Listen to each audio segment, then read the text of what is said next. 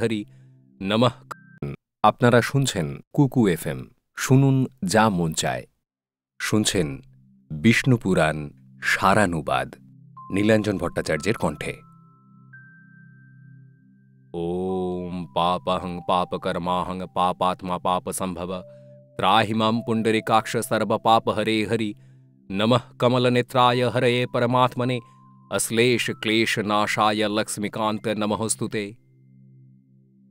আমাদের হিন্দু ধর্মের সর্বপ্রথম শাস্ত্র হল বেদ। সেই বেদে শ্রীহরিকে বলা হয়েছে পরম পুরুষ বা পরমাত্মা। নারায়ণ বা বিষ্ণু বললেও সেই তাঁকেই বোঝায়। হিন্দু ধর্মে যত দেবতার উল্লেখ করা হয়েছে তাঁদের সকলের মধ্যে প্রধান হলেন এই বিষ্ণু।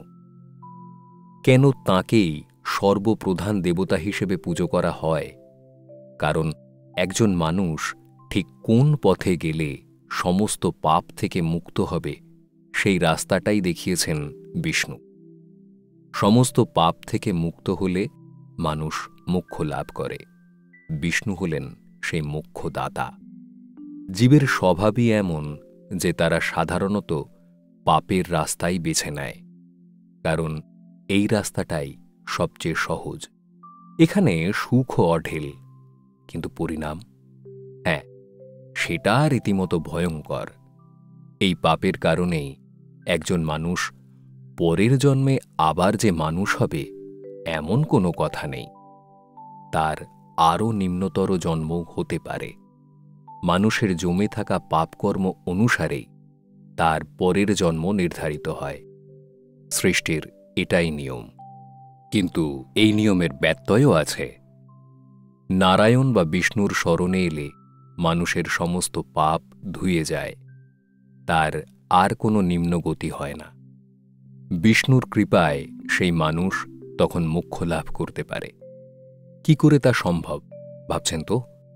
বিষ্ণুর বাণী বা আদেশই মানুষের পাপ স্খলন করে তাকে মুক্ত করে দিতে পারে। সেই বাণী অনুসারে চললে মানুষ তখন পরম গতি বা বিষ্ণু লোক লাভ করে। কিন্তু ভগবান বিষ্ণুর বাণী কোথায় পাবেন? না, ভগবানের বাণী শোনার আশায় বিষ্ণু লোকের অপেক্ষায় কাতর হয়ে বসে থাকতে হবে না। ভগবান নিজেই এই পৃথিবীতে নেমে আসেন। হিন্দু বিশ্বাস অনুযায়ী পৃথিবীতে যুগে যুগে যত অবতার এসেছেন তারা সকলেই ভগবান বিষ্ণুর অবতার। অবতার মানে যিনি ত্রাণ বা তারণ করতে অবতীর্ণ হয়েছেন। নারায়ণ বা বিষ্ণু হলেন জগতের পালনকর্তা, তাই একমাত্র তিনিই অবতার হয়ে নেমে আসেন। পৃথিবীতে যখনই অধর্ম আর পাপ প্রবল হয়ে ওঠে তখনই সেই পাপের বিনাশ করতে বিষ্ণু স্বয়ং আসেন। সেই অবতার পুরুষের বাণী যুগে যুগে মানুষের কাছে পরম আশ্রয় হয়ে ওঠে। সেই বাণীর শক্তিতে জীবনের যে কোনো সমস্যাকে জয় করা যায়, যেমন মা ফলেষু কদাচনা অথবা ন হন্যতে হন্যমানে শরীরে কিংবা সম্ভবামে যুগে যুগের মতো বাণী প্রকৃতপক্ষে শুধুমাত্র বাণী নয়, এগুলো আসলে এক গভীর আশ্বাস। প্রথম বাণীর প্রভাবে কাজের প্রতি আসক্তি এবং দ্বিতীয়টির প্রভাবে মানুষের শোকের বিনাশ ঘটে, আর তৃতীয়টি, এটিকে শুধু বাণী ভাবলে ভুল হবে। আসলে এক পরম ভরসা, পরম শক্তির উৎস। যুগে যুগে তিনি স্বয়ং আসবেন, এই যে প্রতিশ্রুতি, এর প্রভাবে মানুষ নিজের সবটুকু দিয়ে তাঁর জন্য অপেক্ষা করতে শেখে। এই অপেক্ষাই তাকে নিষ্পাপ করে তোলে, নির্ভীক করে তোলে। বিষ্ণু তাই পাপ নাশক, পাপ হরণ করেন, তাই তিনি হরি। বিষ্ণুর কোন অবতার মানুষকে কিভাবে উদ্ধার করেন? সবার আগে কার ভজনা করবেন? আসুন এবার বিষ্ণু অবতারের বিষয়ে জানা যাক। যে কোনো বিষয় নিয়ে মানুষের প্রশ্ন থাকা খুবই স্বাভাবিক। আপনার আমার সকলেরই অসংখ্য প্রশ্ন আছে, কিন্তু সেই সব প্রশ্নের উত্তর পেয়েছেন কি? কিছু প্রশ্নের উত্তর নিশ্চয়ই পেয়েছেন, কিন্তু যে উত্তরগুলো পাননি সেগুলো কোথায় খুঁজবেন তা কি জানেন? আচ্ছা, আপনার সব প্রশ্নের উত্তর রয়েছে এমন কোনো বই যদি সত্যিই পাওয়া যায় তাহলে কেমন হয়? ভাবছেন, এ আবার কেমন কথা? এত বিচিত্র ধরনের প্রশ্নের উত্তর একটা বইয়ে থাকা সম্ভব নাকি? হ্যাঁ, সম্ভব।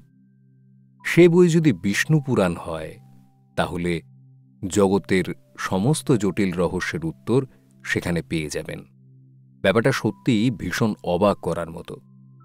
জগতের যত রহস্য সেসব একটা বইয়ে কি করে পাবেন সে কথা ভাবছেন তো? এই উত্তরটা দেওয়ার আগে বিষ্ণু আর পুরাণ এই শব্দ দুটো একটু ভালো করে বুঝে নেই, চলুন। বিষ্ণু আসলে ঈশ্বরের একটা রূপ, সে কথা তো সবাই জানি। কিন্তু বিষ্ণু শব্দের একটা অর্থ আছে। বিষ্ণু শব্দের অর্থ হল ব্যাপক বা বিস্তার। মেধাতিথি নামে এক প্রাচীন শাস্ত্রজ্ঞ ঋষি জানিয়েছেন, যিনি নিজে সবকিছু হয়েছেন এবং সবকিছুর মধ্যে ছড়িয়ে রয়েছেন, তিনিই বিষ্ণু। তার মানে যেখানে আমরা যা কিছু দেখি না কেন সেই সব রূপেই আসলে বিষ্ণু রয়েছেন। অন্তত আমাদের প্রাচীন শাস্ত্র তাই বলছে। বিষ্ণুর বাইরে আর কিছুই নেই। এবারে পুরাণ শব্দটির অর্থ জানা যাক। সোজা কথায় পুরাণ মানে হল পুরনো বা প্রাচীন। ভারতবর্ষের সনাতন সভ্যতা এবং সনাতন ধর্মের প্রথম শাস্ত্র বলতে বেদকে বোঝানো হয়। কোনো একজন ঋষি বসে বসে বেদ লেখেননি। প্রাচীন ভারতের অসংখ্য মুনি ঋষি তাঁদের ধ্যানে বা মন্ত্রে যে শ্লোকগুলো পেয়েছিলেন সেই সবের সংকলন হল বেদ। বেদ হল জ্ঞানের ভাণ্ডার। সেই এক অখণ্ড বিরাট ভাণ্ডারকে আলাদা আলাদা ভাগে বিভক্ত করেছিলেন মহর্ষি বেদব্যাস। আর পুরাণ, হ্যাঁ, সেগুলোও কিন্তু বেশিরভাগই ওই বেদব্যাসেরই সৃষ্টি। তবে বেদের সঙ্গে তার তফাৎ আছে। পুরাণ মূলত গল্পের বা কাহিনীর সংকলন। অনেক পণ্ডিতেরা বলেন যে প্রাচীনকালে যে সময়ে কোনো ইতিহাস বা ভূগোল এসব কিছুই লেখার চল ছিল না, সেই সময়কার ভারত কেমন ছিল, দেশের সমাজ কেমন ছিল, সেসব বোঝার একমাত্র রাস্তা হল এই পুরাণ। পুরাণের কাহিনীগুলো যেন প্রাচীন ভারতের দলিল। কাজেই দেশের প্রাচীন অবস্থার কথা জানার জন্য এই পুরাণের ভূমিকা কতখানি তা আর আলাদা করে বলে দেওয়ার দরকার নেই নিশ্চয়ই। পুরাণের সংখ্যা কিন্তু অজস্র, কোনোটা ছোট আবার কোনোটা বিরাট। তবে সবকটা পুরাণ কিন্তু উল্লেখযোগ্য নয়।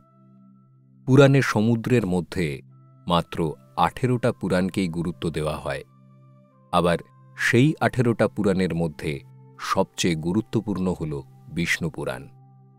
তার মানে বোঝাই যাচ্ছে বিষ্ণু পুরাণ হল পুরাণের দুনিয়ায় সবচেয়ে উল্লেখযোগ্য নাম। এই পুরাণ পাঠ করলে আর কোনো পুরাণ পড়বার দরকার পড়ে না। কোনো কোনো পণ্ডিত আবার এমন কথাও বলে থাকেন। কিন্তু বিষ্ণু পুরাণ এত গুরুত্ব কেন পেয়েছে তার একটা বড় কারণ আমরা শুরুতেই আলোচনা করেছি। বিশ্ব সংসারে যা যা দেখছি বিষ্ণু নিজেই আসলে সেই সব কিছু হয়েছেন। তাঁকে বাদ দিয়ে কোথাও কিচ্ছু নেই। তাই বিষ্ণু পুরাণ জানা মানে সৃষ্টির অনেকখানি জেনে ফেলা। আর ঘটনাটা অনেকটা সেই রকমই। সৃষ্টি রহস্যের প্রায় সব উত্তরই বিষ্ণু পুরাণে রয়েছে। সৃষ্টি বলতে বিজ্ঞানীরা আজ যা বোঝাচ্ছেন, আমাদের বিষ্ণু পুরাণ সে ব্যাপারে অনেক আগেই আলোকপাত করেছে। এই তো দেখুন না, বিজ্ঞানী চার্লস ডারউইন বানর থেকে মানুষ হওয়ার যে ধাপগুলো তাঁর বিবর্তনবাদ তত্ত্বে দেখিয়েছেন, আমাদের বিষ্ণু পুরাণ তার কত আগেই বিজ্ঞানের এই বিশেষ দিকটিতে আলোকপাত করেছে। বিষ্ণুর 10 অবতারের যে তত্ত্ব একটু ভালো করে দেখবেন তো, সেই ধাপগুলো ডারউইন সাহেবের ধাপের সঙ্গে মিলে যাচ্ছে নাকি? বিষ্ণু পুরাণের অসংখ্য কাহিনী এবং ঘটনাকে বৈজ্ঞানিক দৃষ্টিকোণ থেকে দেখলেই যে আজকের মানুষের তৈরি হওয়ার ছবিটা স্পষ্ট হয়ে ওঠে, তা ডারউইনের আগেই আমাদের মুনি ঋষিরা জানতেন। বিষ্ণুর যে 10 জন অবতারের কথা বলা হয়েছে তারা একেবারে বৈজ্ঞানিক সূত্র মেনেই পর পর এসেছেন। সেখানে কোনো বিশৃঙ্খলা দেখা যায়নি। সৃষ্টির তথা মানুষের শুরুটা নারায়ণের থেকে এসেছে। গোড়াতেই এই কথা বলেছিলাম। নারায়ণ বা জল থেকে এসেছে বলেই প্রাণীজগতের শরীরের অন্যান্য উপাদানের থেকে জলের ভাগটাই অনেক বেশি। যেমন দেখুন না, একটা গাছের জলের ভাগ প্রায় 90%, আর মানুষ, পূর্ণবয়স্ক মানুষের দেহে অন্তত 60 থেকে 70 ভাগ হল জল, আর গোটা পৃথিবীর সেখানে তো 3 ভাগই জল। নারায়ণ, বিষ্ণু এবং বিষ্ণুর 10 অবতারের ওপর সৃষ্টি রহস্যের অনেকটাই নির্ভর করে আছে। শুধু তাই নয়, আমাদের রোজকার চলার পথে কোনটা ঠিক কোনটা ভুল, কিংবা কোন কাজটা করলে হাতে নাতে সাফল্য মিলবে, সেই সব কথা বিষ্ণুপুরাণে পরিষ্কারভাবে বলা আছে। না, তাকে শুধুই অতীত বলে ভাবলে কিন্তু মস্ত বড় ভুল করবেন।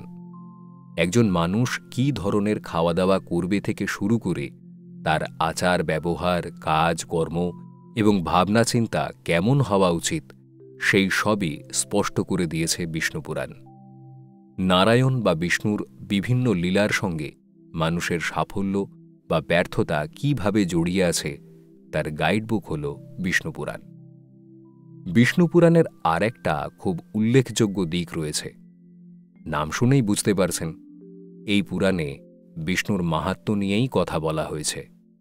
এই পুরাণ অনুসারে দেবতাদের মধ্যে বিষ্ণুর স্থানই সবার উঁচুতে। তিনি বাকি দেবলোক নিয়ন্ত্রণ করে থাকেন। কিন্তু বিষ্ণুকে সবার ওপরে রাখতে গিয়ে এই পুরাণে অন্য কোনো দেবতাকে মোটেও ছোট করা হয়নি। এই পুরাণে অন্যান্য দেবতা, বিশেষ করে শিবের ভূমিকা অপরিহার্য। তবে বিষ্ণু পুরাণ ব্যাখ্যা করতে গিয়ে কোনো কোনো পণ্ডিত বলে থাকেন যে এই পুরাণে অন্যান্য যে দেবতাদের উল্লেখ রয়েছে তাঁরা সকলেই বিষ্ণুর রূপ বলে ধরে নেওয়া হয়। মহাঋষি পরাশর তার শিষ্য মৈত্রেয়র কাছে বিষ্ণুর স্তব করতে গিয়ে উচ্চারণ করেছিলেন যে ভক্তরা যাকে শিব নামে ভজনা করে থাকে, বিষ্ণু নিজেই সেই শিব রূপ ধরে অধিষ্ঠান করছেন। এই স্তব থেকেই বোঝা যায় যে বিষ্ণুপুরাণ মতে দেবলোকে এবং মর্ত্যলোকে বিষ্ণু ছাড়া আর কেউ কোথাও নেই। আসলে নারায়ণের কাহিনীতেও ঠিক সেই কথাই বলা হয়েছে। যোগনিদ্রায় নিদ্রিত নারায়ণের নাভিমূল থেকে ব্রহ্মার উৎপত্তি, আর সেই প্রজাপিতা ব্রহ্মার থেকেই সংসারের বাকি সকলের উৎপত্তি। তার মানে মূলে হলেন নারায়ণ। বিষ্ণুপুরাণও ঠিক সেই কথাই বলছে। বিষ্ণু তো আসলে নারায়ণের প্রতিরূপ। ঋষি পরাশর তাই বলছেন, বিষ্ণু হলেন সেই পরম বীজ, যে বীজ থেকে কালক্রমে সৃষ্টি তার রূপ ধারণ করল। অবশ্য বীজ থেকেই সরাসরি রূপ আসেনি। রূপের আগে এসেছিল তত্ত্ব, কিংবা সহজ কথায় বলতে গেলে ধারণা। সেই ধারণা বা তত্ত্বই জমাট বাঁধতে বাঁধতে সৃষ্টির জন্ম হয়েছে। সৃষ্টির শুরুটা কিন্তু আজকের মতো ছিল না। এক একটা যুগে সৃষ্টির এক এক রকম অবস্থা ছিল। সেই অবস্থাগুলো এমন ছিল যে সেখান থেকেই যে কোনো সময় সৃষ্টি আবার ধ্বংস হয়ে যেতে পারত। সেখানে জীবনের লক্ষণই বেঁচে থাকত না। সেই অবস্থা থেকে সৃষ্টিকে বাঁচাতে এবং তাকে আবার পরবর্তী ধাপে এগিয়ে দিতে সেই বিষ্ণুকেই আসতে হল। যুগের প্রয়োজনে তার আলাদা আলাদা রূপ তৈরি হল। সেই রূপের কাজ এবং শিক্ষাও তাই আলাদা। সেই যুগের জন্য যা দরকার সেই অনুযায়ী রাস্তা দেখালেন বিষ্ণু স্বয়ং। তবে এক যুগের শিক্ষা আর এক যুগে চলবে না, এমনটা কিন্তু নয়। শাশ্বত পুরুষ তিনি, স্বয়ং পরব্রহ্মস্বরূপ। সেই পুরুষের শিক্ষা তো আদি বা অনন্ত জুড়ে রয়েছে। তাহলে যুগের প্রয়োজনের কথাটার অর্থ কী? তার মানে সেই যুগের বা সময়ের জন্য যেটা বিশেষভাবে দরকার তাকেই মুখ্য করে রেখেছেন পরমেশ্বর স্বয়ং। তাই বিষ্ণুপুরাণ অনুসারে এক এক অবতারের এক এক রকম শিক্ষার ধারা চোখে পড়ে। অবশ্য এই পুরাণ অনুসারে বিষ্ণুর শিক্ষা বলতে সবচেয়ে উল্লেখযোগ্য শিক্ষা হল দাপর যুগে তিনি যখন কৃষ্ণ হয়ে এলেন সেই সময়ের শিক্ষা, যা গীতা নামে খ্যাত। এই গীতার বাণী হল সকল অবতারের শিক্ষার নির্যাস।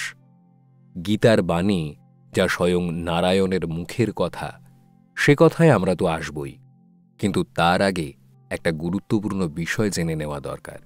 বিষ্ণু ঠিক কে? তাঁর উৎস কি? তিনি এলেন কোথা থেকে? সৃষ্টি যখন ছিল না তখন তিনি কোথায় ছিলেন? হ্যাঁ, সেই কথাই এবার শুনব আমরা, তবে এখানে নয়। এই উত্তর নিয়ে ফিরে আসছি আমি আগামী পর্বে।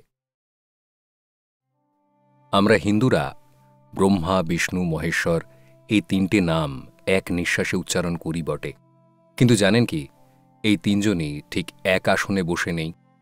এদের মধ্যে আগে পরে ক্রম অনুসারে ভাগ রয়েছে।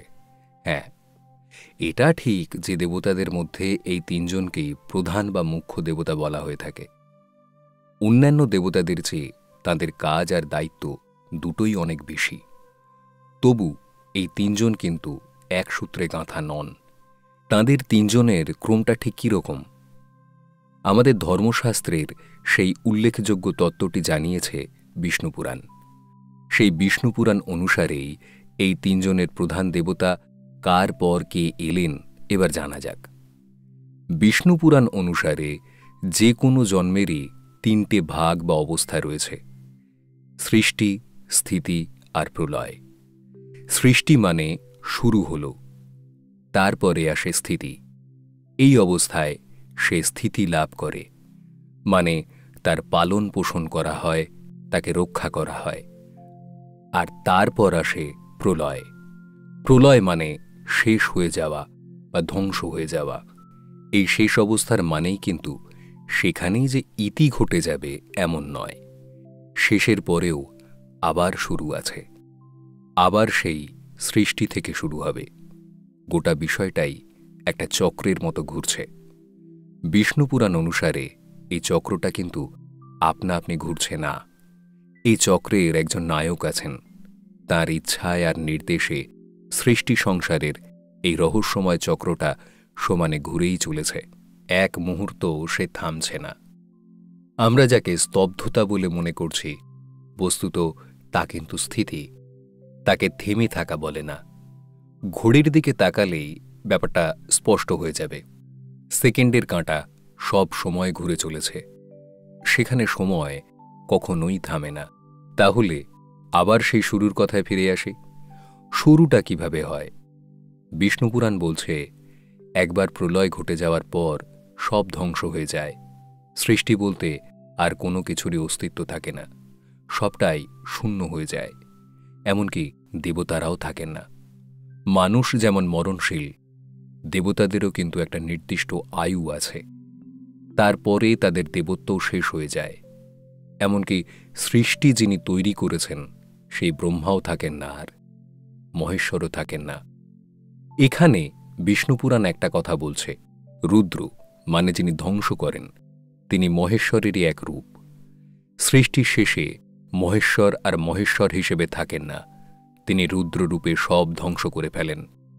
কেন ধ্বংস করেন?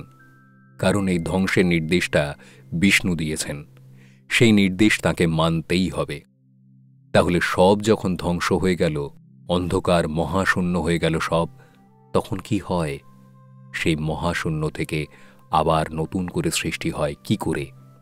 বিষ্ণুপুরাণ বলছে, সব অন্ধকার হয়ে গেলেও কিন্তু একজন থাকেন, তাঁর বিনাশ নেই। তিনি সেই অবিনশ্বর পরম পুরুষ বিষ্ণু। সৃষ্টি বলতে যখন আর কিছুই নেই, সব যখন অন্ধকার হয়ে গেছে, তখন তিনি শ্রীহরি বা নারায়ণ রূপে অনন্ত শয্যায় শায়িত থাকেন। সেটি তাঁর যোগনিদ্রা। পরমাশক্তি মহামায়া, যাকে আমরা দেবী দুর্গা নামে ডাকি, তিনি যোগমায়া রূপে নারায়ণের যোগনিদ্রা সৃষ্টি করেন। সেই অবস্থাটি আসলে সাম্য অবস্থা। বিষ্ণুপুরাণ সহ সমস্ত শাস্ত্রে এই সাম্য অবস্থার কথা আছে। সাম্য অবস্থা কাকে বলে? যে অবস্থায় সবটাই নিষ্ক্রিয় থাকে, সত্য, রজ এবং তম এই তিন গুণ আর আলাদা করে থাকে না, তারা সব একই বিন্দুতে লীন হয়ে থাকে। ওই যে যোগনিদ্রায় নারায়ণ শুয়ে থাকেন, সেই নারায়ণের মধ্যেই সমস্ত লীন হয়ে থাকে। এই অবস্থাটি মহাশান্ত অবস্থা। প্রলয়ের পর সেই অবস্থার শুরু হয়। তাহলে সৃষ্টি আসে কিভাবে? বিষ্ণুপুরাণ বলছে, প্রথমে যোগনিদ্রায় নিদ্রিত নারায়ণের নাভি থেকে পদ্মের জন্ম হয়। সেই পদ্মের উপরে ব্রহ্মা বসে থাকেন। তার হাতে থাকে 4টি বেদ। ব্রহ্মাকে নিয়ে সেই পদ্ম নারায়ণের নাভি থেকে বাইরে বেরিয়ে আসে। তারপর তার কপালের থেকে বেরিয়ে আসেন মহেশ্বর। নারায়ণের ডান পাশ থেকে দেবী লক্ষ্মীর জন্ম হয়। তবে শুধু দেবকুল বা শুভ শক্তির সৃষ্টি যে হল তা কিন্তু নয়। সেই একই সময়ে দৈত্যকুল বা অশুভ শক্তিরও সৃষ্টি হয়। সেই নারায়ণ কিন্তু অশুভেরও স্রষ্টা। বিষ্ণুপুরাণ অনুসারে তাঁর 2 কান থেকে জন্ম নেয় মধু ও কৈটভ নামে 2 দৈত্য। তারা জন্মের পরেই ব্রহ্মাকে মারতে উদ্যত হয়। তাদের সঙ্গে যুদ্ধ করার মতো শক্তি ব্রহ্মার নেই। প্রাণ ভয়ে ভীত ব্রহ্মা তখন শ্রীহরির শরণ নেন। কিন্তু তিনি তো যোগনিদ্রায় নিদ্রিত, তাঁর প্রার্থনা কি করে শুনবেন? বিষ্ণুপুরাণ বলছে, ব্রহ্মা প্রথমে যোগমায়া স্তব শুরু করেন। তাঁর স্তবে প্রসন্ন হয়ে যোগমায়ারূপী মহামায়া দুর্গা শ্রীহরির চোখ থেকে নিজেকে সরিয়ে নেন। শ্রীহরি বা নারায়ণের এবার যোগনিদ্রার ভঙ্গ হয়। তিনি মধু আর কৈটভ নামে সেই 2 দৈত্যকে বধ করে ব্রহ্মাসহ দেবকুলের প্রাণ রক্ষা করেন। এই কাজটাই আসলে স্থিতির কাজ, মানে রক্ষা করার কাজ। এই কাজ কিন্তু বিষ্ণুর। নারায়ণ এবার বিষ্ণুরূপে রক্ষাকর্তা হয়ে দেখা দেন। তাঁর আশীর্বাদে আর ইচ্ছায় ব্রহ্মার প্রাণ রক্ষা পেল। তখন ব্রহ্মা সৃষ্টি করতে শুরু করেন। তার মানে যেখানে যা কিছু সৃষ্টি, সে সবই বিষ্ণুর ইচ্ছায় তৈরি হয়েছে। বিষ্ণুপুরাণে ঠিক এই কথাটাই দেবী লক্ষ্মী বলেছিলেন নারায়ণরূপী বিষ্ণুকে। তিনি জিজ্ঞেস করেছিলেন, প্রভু, আপনার ইচ্ছেতেই তো ব্রহ্মাণ্ড তৈরি হচ্ছে আবার লয় হচ্ছে, তাহলে আর আমাকে সৃষ্টি করার প্রয়োজন কি ছিল? দেবী লক্ষ্মীর প্রশ্নের উত্তরে সেই সময় বিষ্ণু বলেন যে, পুরুষ আর প্রকৃতি ছাড়া কখনো কোনো সৃষ্টি সম্ভব নয়। এমনকি রক্ষা বা পালনের সময়ও পুরুষের সঙ্গে প্রকৃতিকে প্রয়োজন। ভগবান বিষ্ণু, যিনি স্বয়ং সম্পূর্ণ, তাঁরও দেবী লক্ষ্মীকে প্রয়োজন। তাই তাঁকে সৃষ্টি করেছেন তিনি। ব্রহ্মার সৃষ্টিতে দেবী লক্ষ্মী এবার ঐশ্বর্য এবং শ্রী যুক্ত করে সেই সৃষ্টিকে সম্পূর্ণ করে তুললেন। আর তার পালনকর্তা হলেন স্বয়ং বিষ্ণু। বিষ্ণু এবং তার সৃষ্টি সম্পর্কে এই তথ্য শুনিয়েছে বিষ্ণুপুরাণ। আচ্ছা, এখানে একটা প্রশ্ন জাগছে নাকি, কেন আমরা বিশ্ব সৃষ্টির উপাখ্যানে বিষ্ণুপুরাণের প্রসঙ্গই বারবার টেনে আনছি? হ্যাঁ, এই প্রশ্নটা সঙ্গত, আর খুব সংক্ষেপে তার উত্তর হল যে 18টা মহাপুরাণের মধ্যে পণ্ডিতরা এই বিষ্ণুপুরাণকেই শ্রেষ্ঠ বলে ধরে নিয়েছেন। শুধু তাই নয়, তাঁরা দেখিয়েছেন যে বাকি সব পুরাণের সার এই বিষ্ণুপুরাণেই রয়েছে। তবে আশ্চর্য বিষয় হল, অন্যান্য পুরাণের চেয়ে এই পুরাণ বহরে কিন্তু বেশ ছোট। এর শ্লোক সংখ্যা 23,000 মাত্র, যদিও এখনও অবধি মাত্র 7,000-এরও কম শ্লোক আবিষ্কৃত হয়েছে। বাকি শ্লোক কোথায় কেউ জানে না। অথচ অবাক ঘটনা হল, এই শ্লোকগুলোর একটাও কিন্তু অসম্পূর্ণ নয়। শ্লোকের মূল পাঠ ও টিকা এ দুটি ক্ষেত্রেই সূচনা, মাঝের অংশ বা মধ্যাংশ এবং একটা সমাপ্তি অংশ থাকে। যে শ্লোকগুলো আবিষ্কার হয়েছে সেগুলোতেও যথাযথভাবেই 3টে অংশ রয়েছে। তাই এই রচনা যে সম্পূর্ণ, তা নিয়ে কারো কোনো দ্বিমত নেই। তাহলে কোন অংশটা পাওয়া যায়নি, সেটা এখনো বুঝে উঠতে পারছেন না কেউ। বিষ্ণুপুরাণের হারিয়ে যাওয়া অংশ নিয়ে আলোচনা করার আগে এই পুরাণের শুরুর কথাগুলো জানা দরকার। যে সর্বশ্রেষ্ঠ পরম পুরুষ বিষ্ণুর কথা বলছে বিষ্ণুপুরাণ, এই পুরাণে স্রষ্টা না থাকলে বিষ্ণুর পূর্ণ অবতার কৃষ্ণের কথা কেউ কখনোই জানতে পারত না। শুধু তাই নয়, তিনি না থাকলে শ্রীকৃষ্ণ এই পৃথিবীতে হয়তো আসতেনই না। শুনে অবাক হচ্ছেন তো? এই মহাপুরাণের স্রষ্টা কে, কি তার বৈশিষ্ট্য, সেসব কথা জানতে ইচ্ছে করছে তো? হ্যাঁ, তার কথাও বলবো তো বটেই। তাকে বাদ দিয়ে বিষ্ণুপুরাণ আলোচনাও যে সম্ভব নয়, তবে এখানে নয়। তার কথা নিয়ে ফিরে আসছি আগামী পর্বে। বিষ্ণুপুরাণ নিয়ে আলোচনা করছি আমরা, কিন্তু এই আলোচনায় সবার আগে একটা বিষয় জেনে নেওয়া ভীষণ জরুরি। আচ্ছা বলুন তো, এই বিষ্ণুপুরাণের উৎস কি তা জানেন? কোথা থেকে এলো এই বিষ্ণুপুরাণ, সে কথা শুনেছেন? শোনেননি তো? বেশ, তাহলে এবার বরং এই বিষয়টা একটু বলে নেওয়া যাক। তারপর এই পুরাণের বাকি বৈশিষ্ট্য আর কাহিনীগুলো নিয়ে আলোচনা করা যাবে। সেগুলোও যেমন আকর্ষণীয়, তেমনি এই বিষয়টাও কম গুরুত্বপূর্ণ নয়। বিষ্ণুপুরাণ কিন্তু শুরুতেই লেখা হয়নি, বরং মুখে বলা হয়েছিল, মানে কথায় কথায় এর জন্ম হয়েছিল। তাঁর গুরু ঋষি পরাশরকে বেশ কিছু প্রশ্ন করেছিলেন মৈত্রেয় ঋষি। সেই প্রশ্ন এবং তার উত্তরগুলো নিয়েই তৈরি হয়েছে বিষ্ণুপুরাণ। অন্যান্য পুরাণ এবং উপনিষদ ইত্যাদি যিনি লিখেছেন, সেই মহর্ষি ব্যাসদেবের হাত দিয়েই লিখিত আকারে বিষ্ণুপুরাণের জন্ম হয়েছে। হ্যাঁ, সেই সব প্রশ্নোত্তরের বিষয়ে জানব তো বটেই, তবে তার আগে সেই দুই ঋষির সম্পর্কেও একটু জেনে নেওয়া যাক, যাঁরা না থাকলে বিষ্ণুপুরাণের জন্মই হতো না। তাঁরা পরাশর আর মৈত্রেয় ঋষি। পরাশর ঋষি হলেন সপ্তর্ষির অন্যতম প্রধান ঋষি এবং রামচন্দ্রের কুলগুরু বশিষ্ঠ ঋষির নাতি। শোনা যায়, মায়ের গর্ভে থাকতে থাকতেই তিনি প্রণব বা ওঙ্কার ধ্বনি করতেন। সেই ধ্বনি শুনতে পেয়েছিলেন তাঁর দাদু বশিষ্ঠ। ঋষি বশিষ্ঠ সেই সময় সন্তান শোকে উন্মাদের মতো হয়ে গিয়েছিলেন। এই পরাশর ঋষির বাবা শক্তির মৃত্যুর পর বশিষ্ঠের কাছে সেই শোক ক্রমেই অসহ্য হয়ে উঠছিল।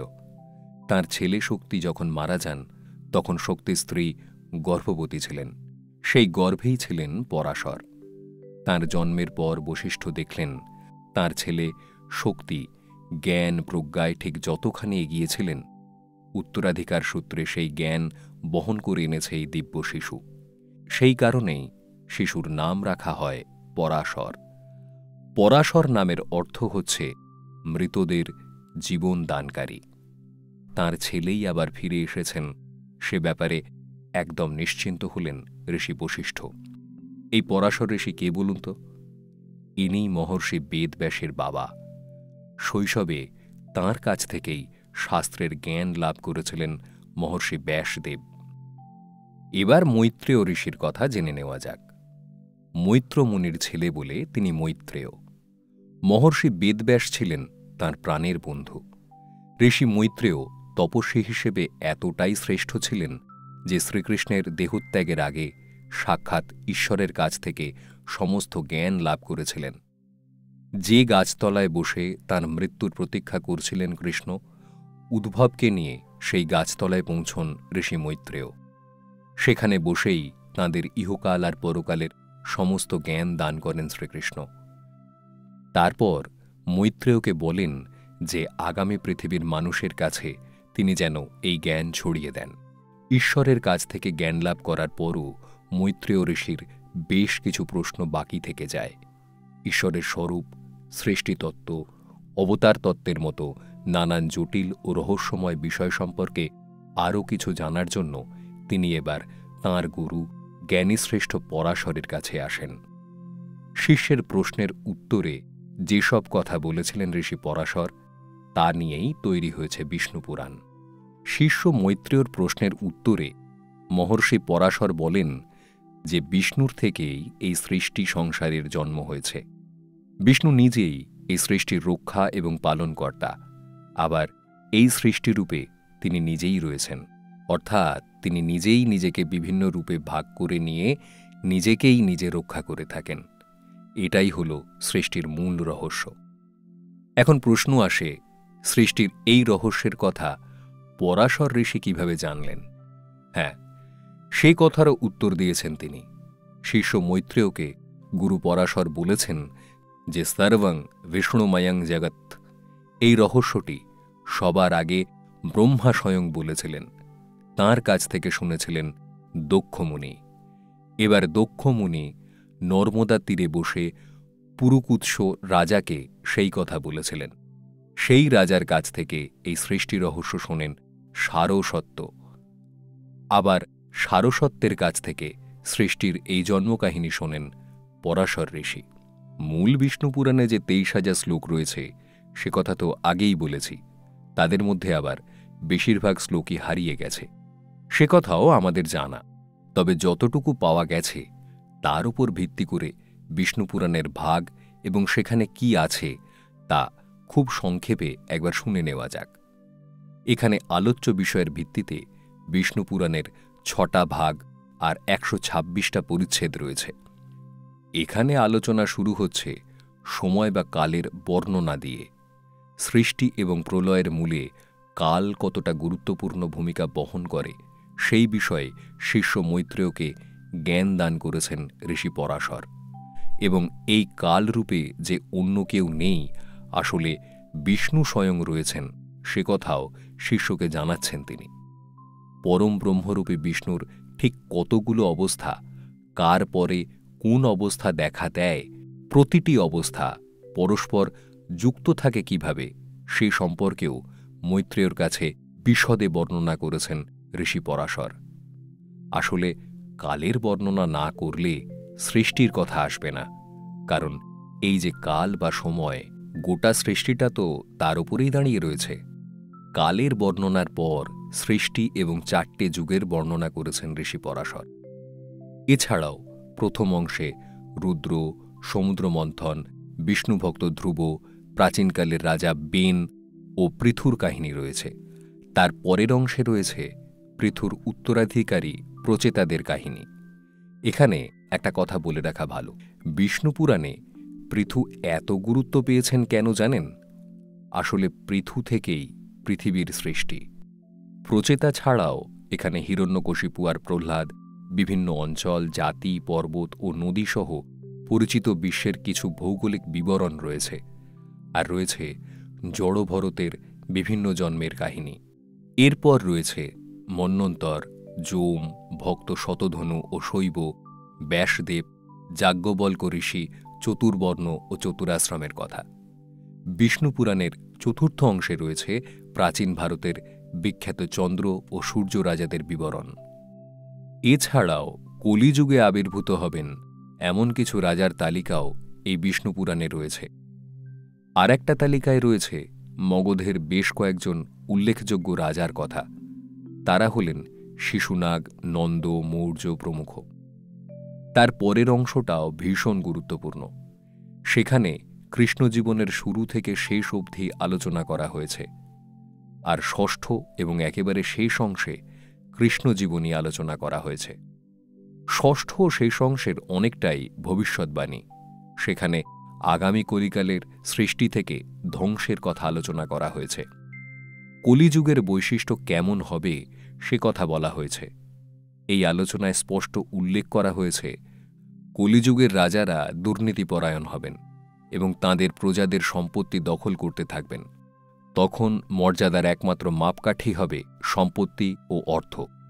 মিথ্যাই হবে সাফল্যের প্রধান মাধ্যম। জীবনধারণের সর্বজনমান্য পন্থা হবে দুর্নীতি। শেষে অর্থলোলুপ রাজাদের সমর্থন করতে না পেরে কলিযুগের মানুষেরা পর্বতমধ্যস্থ উপত্যকায় আশ্রয় নেবে। বিষ্ণু পুরাণে উল্লিখিত কলিযুগের এই অংশটাই পাঠকের কাছে সবচেয়ে আকর্ষণীয়, কারণ সেই কত যুগ আগে বসে পরাশর ঋষি আজকের কলিযুগ নিয়ে ঠিক যা যা বলেছেন সেগুলোই এখন হুবহু মিলে যাচ্ছে। এছাড়া বিষ্ণু পুরাণের শেষ অংশে বিভিন্ন পুরাণ নিয়েও আলোচনা করা হয়েছে। বিষ্ণু পুরাণের আর একটা গুরুত্বপূর্ণ অংশ হল 10 অবতার প্রসঙ্গ। এই পুরাণ অনুসারে বিষ্ণুর 10 জন অবতার পৃথিবীতে এসেছেন। সেই 10 জন অবতার কে কে, কি তাঁদের কাজ, সে বিষয়ে সম্পূর্ণ ব্যাখ্যা রয়েছে এই পুরাণে। শুধু তাই নয়, তাদের শিক্ষা আর জীবন দর্শনের কথাও বিশদে আলোচিত হয়েছে। অন্যান্য অনেক জায়গায় বিষ্ণুর ২৪ অবতারের কথা থাকলেও বিষ্ণু পুরাণ মতে বিষ্ণুর অবতারের সংখ্যা ১০, আর সনাতন ধর্মে সেই তত্ত্বই সবচেয়ে বেশি মান্যতা পেয়েছে। বিষ্ণুর অবতারের কথাই যখন উঠল, তখন সেই অবতারের কাহিনীগুলো আরেকটু বিশদে শোনা যাক। তারা কারা, তারা কেমন, তারা ঠিক কখন এসেছিলেন, সেসব কথা তো শুনতেই হবে। তবে তাদের মধ্যে একজন অবতারের কথা কিন্তু ভীষণ গুরুত্বপূর্ণ। অবতারদের মধ্যে তিনি ভয়ঙ্করতম। ঈশ্বর বললে যে করুণার কথা বোঝায়, তাঁর সঙ্গে একেবারেই তা মেলে না। তাঁর চেয়ে কঠিন আর ভয়ানক অবতার কখনো কোথাও আসেনি। তিনি কে, সে কথায় আসব, তবে এখানে নয়। বিষ্ণুর সেই অবতারের কথা নিয়ে ফিরে আসছি আগামী পর্বে। বিষ্ণু পুরাণ সহ আরও বেশ কয়েকটা উল্লেখযোগ্য পুরাণ ভগবান বিষ্ণুর ১০ অবতারের উল্লেখ করেছে। যুগে যুগে যে রূপ ধরে পৃথিবীতে এসেছেন বিষ্ণু, সেই রূপগুলোই তাঁর অবতার। তবে সেই রূপের সবকটাই কিন্তু শান্ত, সংযত, সুন্দর নয়। একটা রূপ কিন্তু প্রচণ্ড উগ্র, ভয়ানক। তাকে দেখে কেঁপে উঠেছিল গোটা সৃষ্টি। শুনতে অবাক লাগলেও তিনিও কিন্তু সেই পরম করুণাময় বিষ্ণুরই অবতার। তাঁর কথায় আসার আগে ১০ অবতারের পরিচয়টা একটু দিয়ে নিই। বিষ্ণুর ১০ অবতার নিয়ে আলোচনা শুরুর প্রথমে অবতার বিষয়টা একটু জেনে নেওয়া যাক। সে বিষয়ে বিষ্ণু পুরাণ খুব স্পষ্টভাবে বলছে যে পরমেশ্বর নিজেই কথা দিয়েছিলেন যে তিনি পৃথিবীতে আসবেন। যখনই তাঁর প্রয়োজন পড়বে তিনি নিজে আসবেন।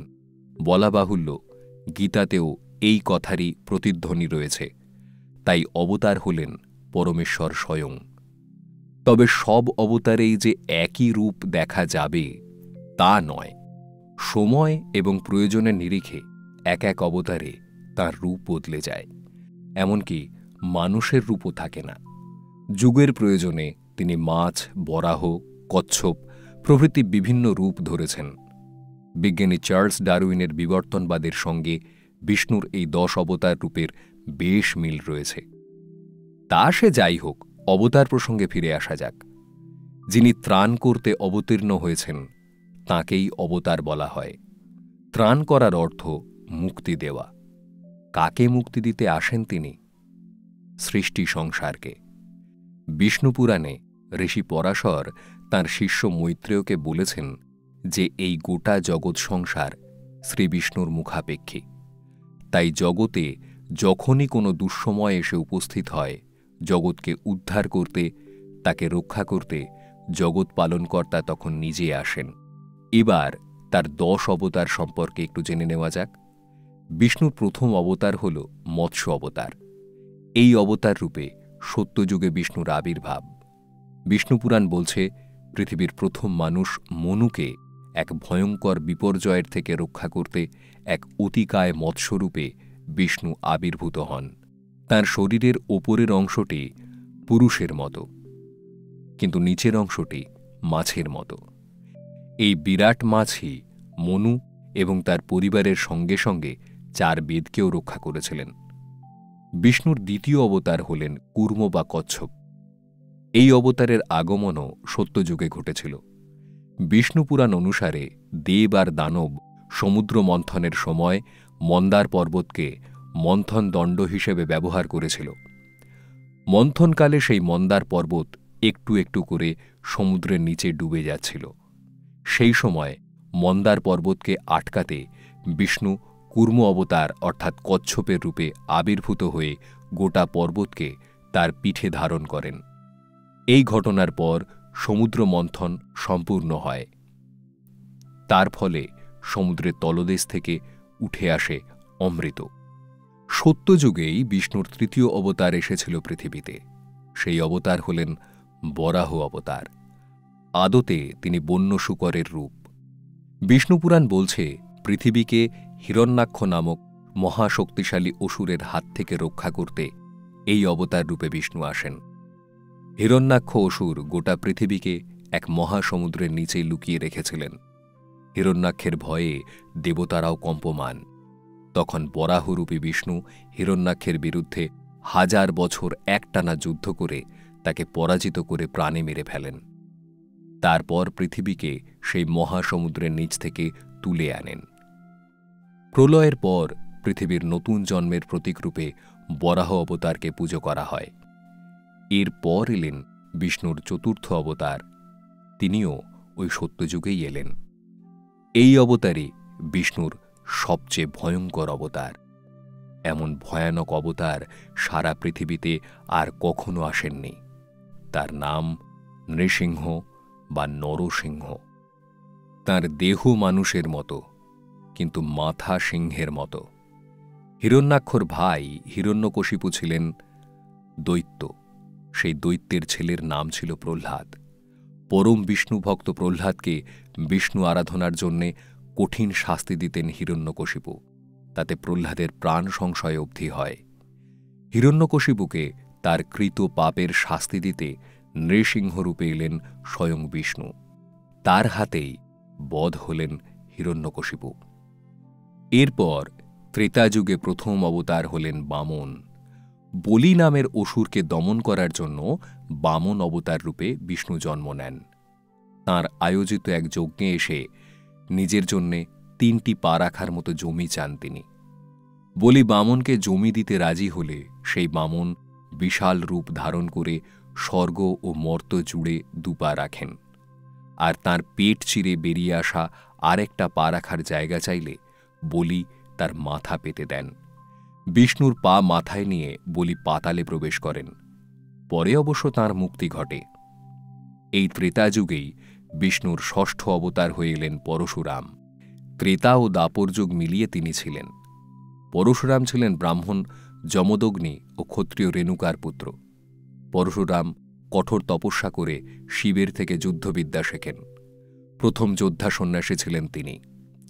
ত্রেতাযুগে বিষ্ণুর সপ্তম অবতার হলেন রামচন্দ্র। লঙ্কাধিপতি রাবণকে বধ করে নিজের স্ত্রী সীতাকে মুক্ত করেছিলেন তিনি। প্রজাদরদী রাজা হিসেবেও আজও তার জয় জয়কার অব্যাহত। এখনও কোনো প্রজাপ্রেমী রাজ্যের উল্লেখ করতে হলে রাম রাজত্বের কথাটি বলা হয়ে থাকে। বিষ্ণুর অষ্টম অবতার আসেন দাপর যুগে। তিনি কৃষ্ণ। বিষ্ণুর অষ্টম অবতার বলে মনে করা হয় তাকে।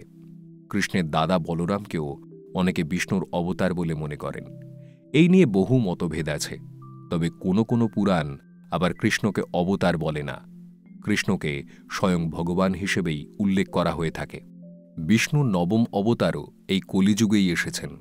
তিনি ভগবান বুদ্ধ। তবে এই অবতার নিয়ে নানা মতভেদ আছে।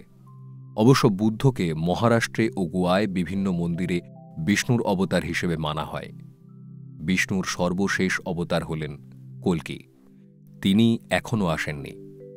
বিষ্ণু পুরাণ অনুসারে কলিযুগের একেবারে শেষে তিনি আসবেন, আর তাঁর হাত ধরেই এই যুগের পরিসমাপ্তি ঘটবে।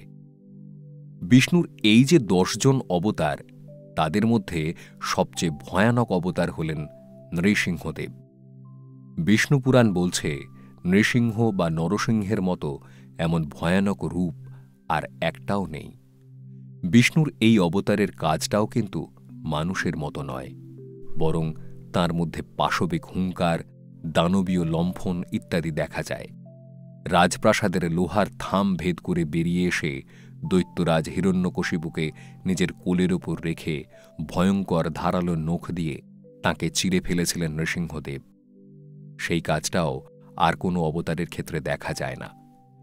বিষ্ণুপুরাণে লেখা আছে, নখের আঘাতে হিরণ্যকশিপুকে মেরে ফেলার পর হিরণ্যকশিপুর রক্ত মেখে রাগে উন্মত্ত নৃসিংহদেব ভয়ঙ্কর তর্জন গর্জন করতে শুরু করেন। অবশেষে প্রহ্লাদের কাতর প্রার্থনায় শান্ত হন তিনি। হ্যাঁ, কথায় কথায় এখানে প্রহ্লাদের প্রসঙ্গও চলে এলো। আসলে প্রহ্লাদের কথা না বললে বিষ্ণুপুরাণ শুরু হয় না, শেষও হয় না। বিষ্ণুর সবথেকে প্রিয় ভক্তের নাম প্রহ্লাদ। তিনি হিরণ্যকশিপুর সন্তান। বয়সে বালক হলেও গোটা জগৎকে তিনি হরিভক্তি শিখিয়েছেন। আর আছেন ধ্রুব। তিনিও বয়সে কিশোর, তবুও বিষ্ণুর ভক্ত হিসেবে তাঁর আর কোনো বিকল্প কোথাও নেই। প্রহ্লাদ আর ধ্রুবর কথা না জানলে বিষ্ণুর কথা সম্পূর্ণ হয় না। শুধু কি তাই, ভগবান বিষ্ণুর সঙ্গে যিনি সমার্থক সেই লক্ষ্মী দেবীর কথা শুনতে হবে না? তার জন্ম বিষয়ক একটা কাহিনী বলা হয়েছে আগেই, কিন্তু সবচেয়ে প্রচলিত যে কাহিনী, সেই কাহিনীও বলছে বিষ্ণুপুরাণ। সে কথাও তো শুনতে হবে, তবে এখানে নয়। এইসব প্রসঙ্গ নিয়ে আমি ফিরে আসছি আগামী পর্বে। বাংলায় এক চীনা প্রবাদ হল দৈত্যকুলে প্রহ্লাদ। না, এ শুধুই কথার কথা নয়। দৈত্যকুলে প্রহ্লাদ কথাটার অর্থ হল বংশের চীনা ধারার সম্পূর্ণ এক বিপরীত ধর্মী লোক, যেমনটা ছিলেন প্রহ্লাদ। কে তিনি? কেনই বা তিনি এত গুরুত্বপূর্ণ সে কথা জানেন? আসুন শোনা যাক। আমরা আগের অধ্যায়ে শুনেছি যে সত্যযুগে হিরণ্যাক্ষ নামক এক দৈত্যের সঙ্গে বিষ্ণুর অন্তত 1000 বছর ধরে যুদ্ধ হয়েছিল। বিষ্ণু তার অতিকায় বরাহরূপ ধারণ করে সেই যুদ্ধ করেছিলেন। হিরণ্যাক্ষ পৃথিবীকে ডুবিয়ে দিয়েছিলেন এক মহাসমুদ্রের নিচে। হিরণ্যাক্ষকে বধ করে বরাহরূপী বিষ্ণু পৃথিবীকে ফের উদ্ধার করে নিয়ে আসেন। বিষ্ণুপুরাণ থেকে এই কাহিনী আমরা আগেই শুনেছি। হিরণ্যাক্ষর মৃত্যুর কথা শুনে তার ভাই হিরণ্যকশিপু শোকে আকুল হয়ে পড়লেন। সেই শোক একসময় বিষ্ণুর প্রতি ঘৃণায় পরিণত হল। বিষ্ণুকে প্রাণে মারার চেষ্টা শুরু করলেন তিনি। হিরণ্যকশিপু জানতেন তপস্যা ছাড়া বিষ্ণুকে মারতে পারবেন না, তাই মন্দার পর্বতে গিয়ে কঠিন তপস্যা শুরু করেন তিনি। এদিকে হিরণ্যকশিপু যখন তপস্যা করতে গেলেন, তখন দেবরাজ ইন্দ্র হিরণ্যকশিপুর রাজ্য আক্রমণ করলেন। হিরণ্যকশিপুর স্ত্রী কয়াধু সেই সময় গর্ভবতী। দেবর্ষি নারদ তাঁকে নিষ্পাপ বলে ঘোষণা করে নিজের আশ্রমে নিয়ে যান। সেখানেই তার সন্তানের জন্ম হয়। দেবর্ষির কাছে তিনি মানুষ হতে থাকেন। এদিকে হিরণ্যকশিপুর তপস্যায় তুষ্ট হয়ে ব্রহ্মা দেখা দিয়ে বর দিতে চাইলেন। হিরণ্যকশিপু এমন বর চাইলেন যা ইতিহাসে আর কেউ কখনো চায়নি। ঘরে বাইরে, অস্ত্রে শস্ত্রে, দিনে রাতে, দেব দানব মানব কেউ যাতে তাকে বধ করতে না পারেন, ব্রহ্মা সে বর তাকে দিলেন। হিরণ্যকশিপু এবার বিষ্ণুকে মারার সুযোগ খুঁজতে লাগলেন। এদিকে তার নিজের ছেলে প্রহ্লাদের হরিভক্তিতে সবাই অবাক। নারদের শিক্ষায় প্রহ্লাদ হরি ছাড়া আর কিছুই জানেন না। তাই দেখে হিরণ্যকশিপু রেগে আগুন। ধমকে কাজ না হলে নিজের ছেলেকে এবার মেরে ফেলতে চাইলেন হিরণ্যকশিপু। কিন্তু প্রহ্লাদকে কিছুতেই মারা গেল না। অতিকায় হাতি কিংবা বিষাক্ত সাপ কোনো কিছুই তাকে মারতে পারল না। প্রতিবারই বিষ্ণু তাকে বাঁচিয়ে দিলেন। শেষমেশ প্রহ্লাদকে কোলে নিয়ে আগুনের মধ্যে ঝাঁপ দেন হিরণ্যকশিপুর বোন হোলিকা। তবে হোলিকা পুড়ে গেলেও প্রহ্লাদ অক্ষত রইলেন। অনন্য মনে বিষ্ণুকে স্মরণ করতে লাগলেন। প্রহ্লাদের মুখে হরিকথা শুনতে শুনতে রাগে অন্ধ হিরণ্যকশিপু সামনেই একটা থাম দেখিয়ে এবার জানতে চাইলেন হরি কোথায় থাকে, এই থামে সে আছে। বিশ্বাসে অটল প্রহ্লাদ বললেন যে হ্যাঁ, এখানেও তিনি আছেন। প্রচণ্ড আঘাতে তখন সেই থামটা ভেঙে ফেলতেই ভয়ঙ্কর রূপ ধরে সেখান থেকে বেরিয়ে এলেন নৃসিংহদেব। নিজের জঙ্ঘার ওপর হিরণ্যকশিপুকে ফেলে নখ দিয়ে তার বুক চিরে তাকে মেরে ফেলেন নৃসিংহদেব। নৃসিংহরূপী বিষ্ণু এবার ভক্তশ্রেষ্ঠ প্রহ্লাদকে রাজসিংহাসনে বসিয়ে দেন। বিষ্ণুর প্রতি অচলা ভক্তির কথা বললে কিন্তু প্রহ্লাদ শুধু একা নন, আরও একটা নাম সমান গুরুত্বপূর্ণ, তিনি ধ্রুব। বিষ্ণুপুরাণ অনুসারে তার নাম থেকেই একটা নক্ষত্রের নাম রাখা হয়েছে ধ্রুবতারা। ধ্রুবকে কেন তার নাম থেকেই ধ্রুবতারার জন্ম হল জানেন সেই গল্প? আসুন এবার সে কথা শোনা যাক। ধ্রুবর কাহিনীও সত্যযুগের। স্বয়ম্ভু মনুর ছেলে উত্থানপাদও ছিলেন এক দিগ্বিজয়ী রাজা। সেই রাজার 2 রানী, তাদের নাম সুনীতি আর সুরুচি। ধ্রুব ছিলেন বড় রানীর ছেলে। ছোট রানীর ছেলের নাম উত্তম। রাজা উত্থানপাদের ছোট রানী ধ্রুবকে খুবই হিংসা করতেন। তিনি জানতেন ধ্রুব থাকতে তাঁর ছেলে উত্তম কখনো রাজা হতে পারবেন না। তাই ধ্রুবকে তিনি দেখতেই পারতেন না। একদিন মহারাজার কোলে বসে আছেন ধ্রুব, এমন সময় ছোট রানী ছুটতে ছুটতে এসে ধ্রুবকে টেনে নামিয়ে তার ছেলেকে মহারাজার কোলে বসিয়ে দিলেন। ধ্রুব খুব দুঃখ পেলেন। নিজের মায়ের কাছে এসে জিজ্ঞেস করলেন যে কেন তিনি তার বাবার কোলে বসতে পারবেন না। তার মা কোনো সদুত্তর দিতে পারলেন না, শুধু বললেন, ভগবানের কাছে এর উত্তর আছে।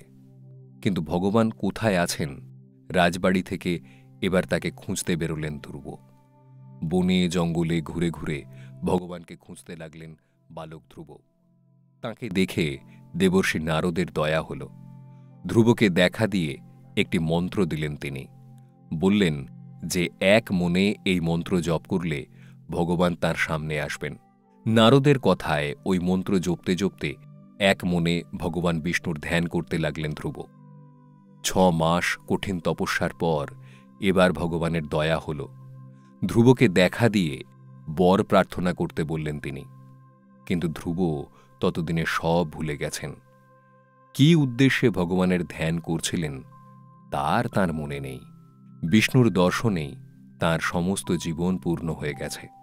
তিনি ভগবানের কাছে নিত্য তার সঙ্গ যাতে লাভ করতে পারেন সেই প্রার্থনা করলেন। বিষ্ণু আশীর্বাদ করলেন ধ্রুবকে।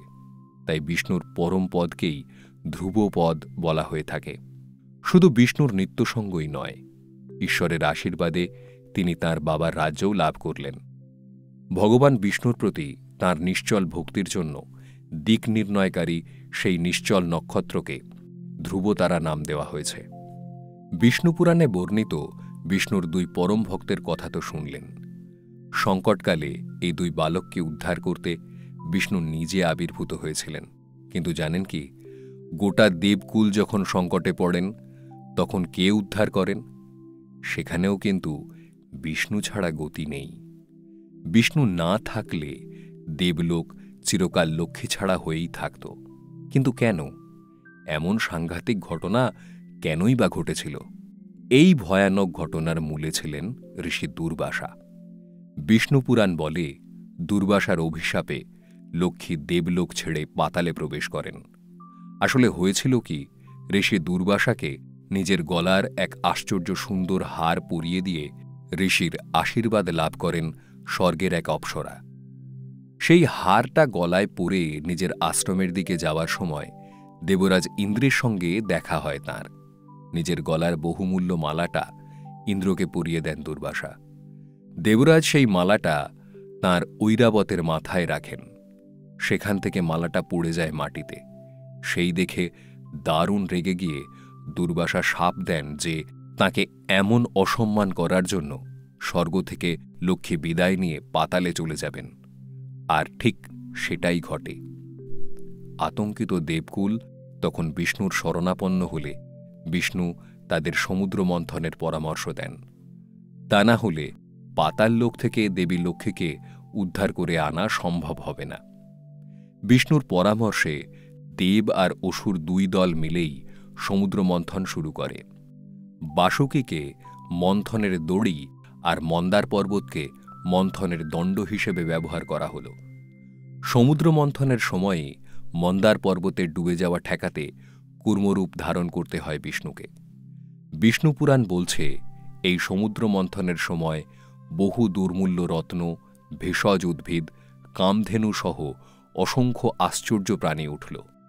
বলা বাহুল্য, ভগবান বিষ্ণুর কৌশলে সেই সব দুর্মূল্য জিনিসই দেবতাদের ভাগে চলে গেল। আর সব শেষে অমৃত ভাণ্ড নিয়ে উঠে এলেন দেবী লক্ষ্মী। এবার সেই অমৃত নিয়ে দেবতা আর দানবের মধ্যে যুদ্ধ বেঁধে গেল। কে পাবে সেই অমৃত?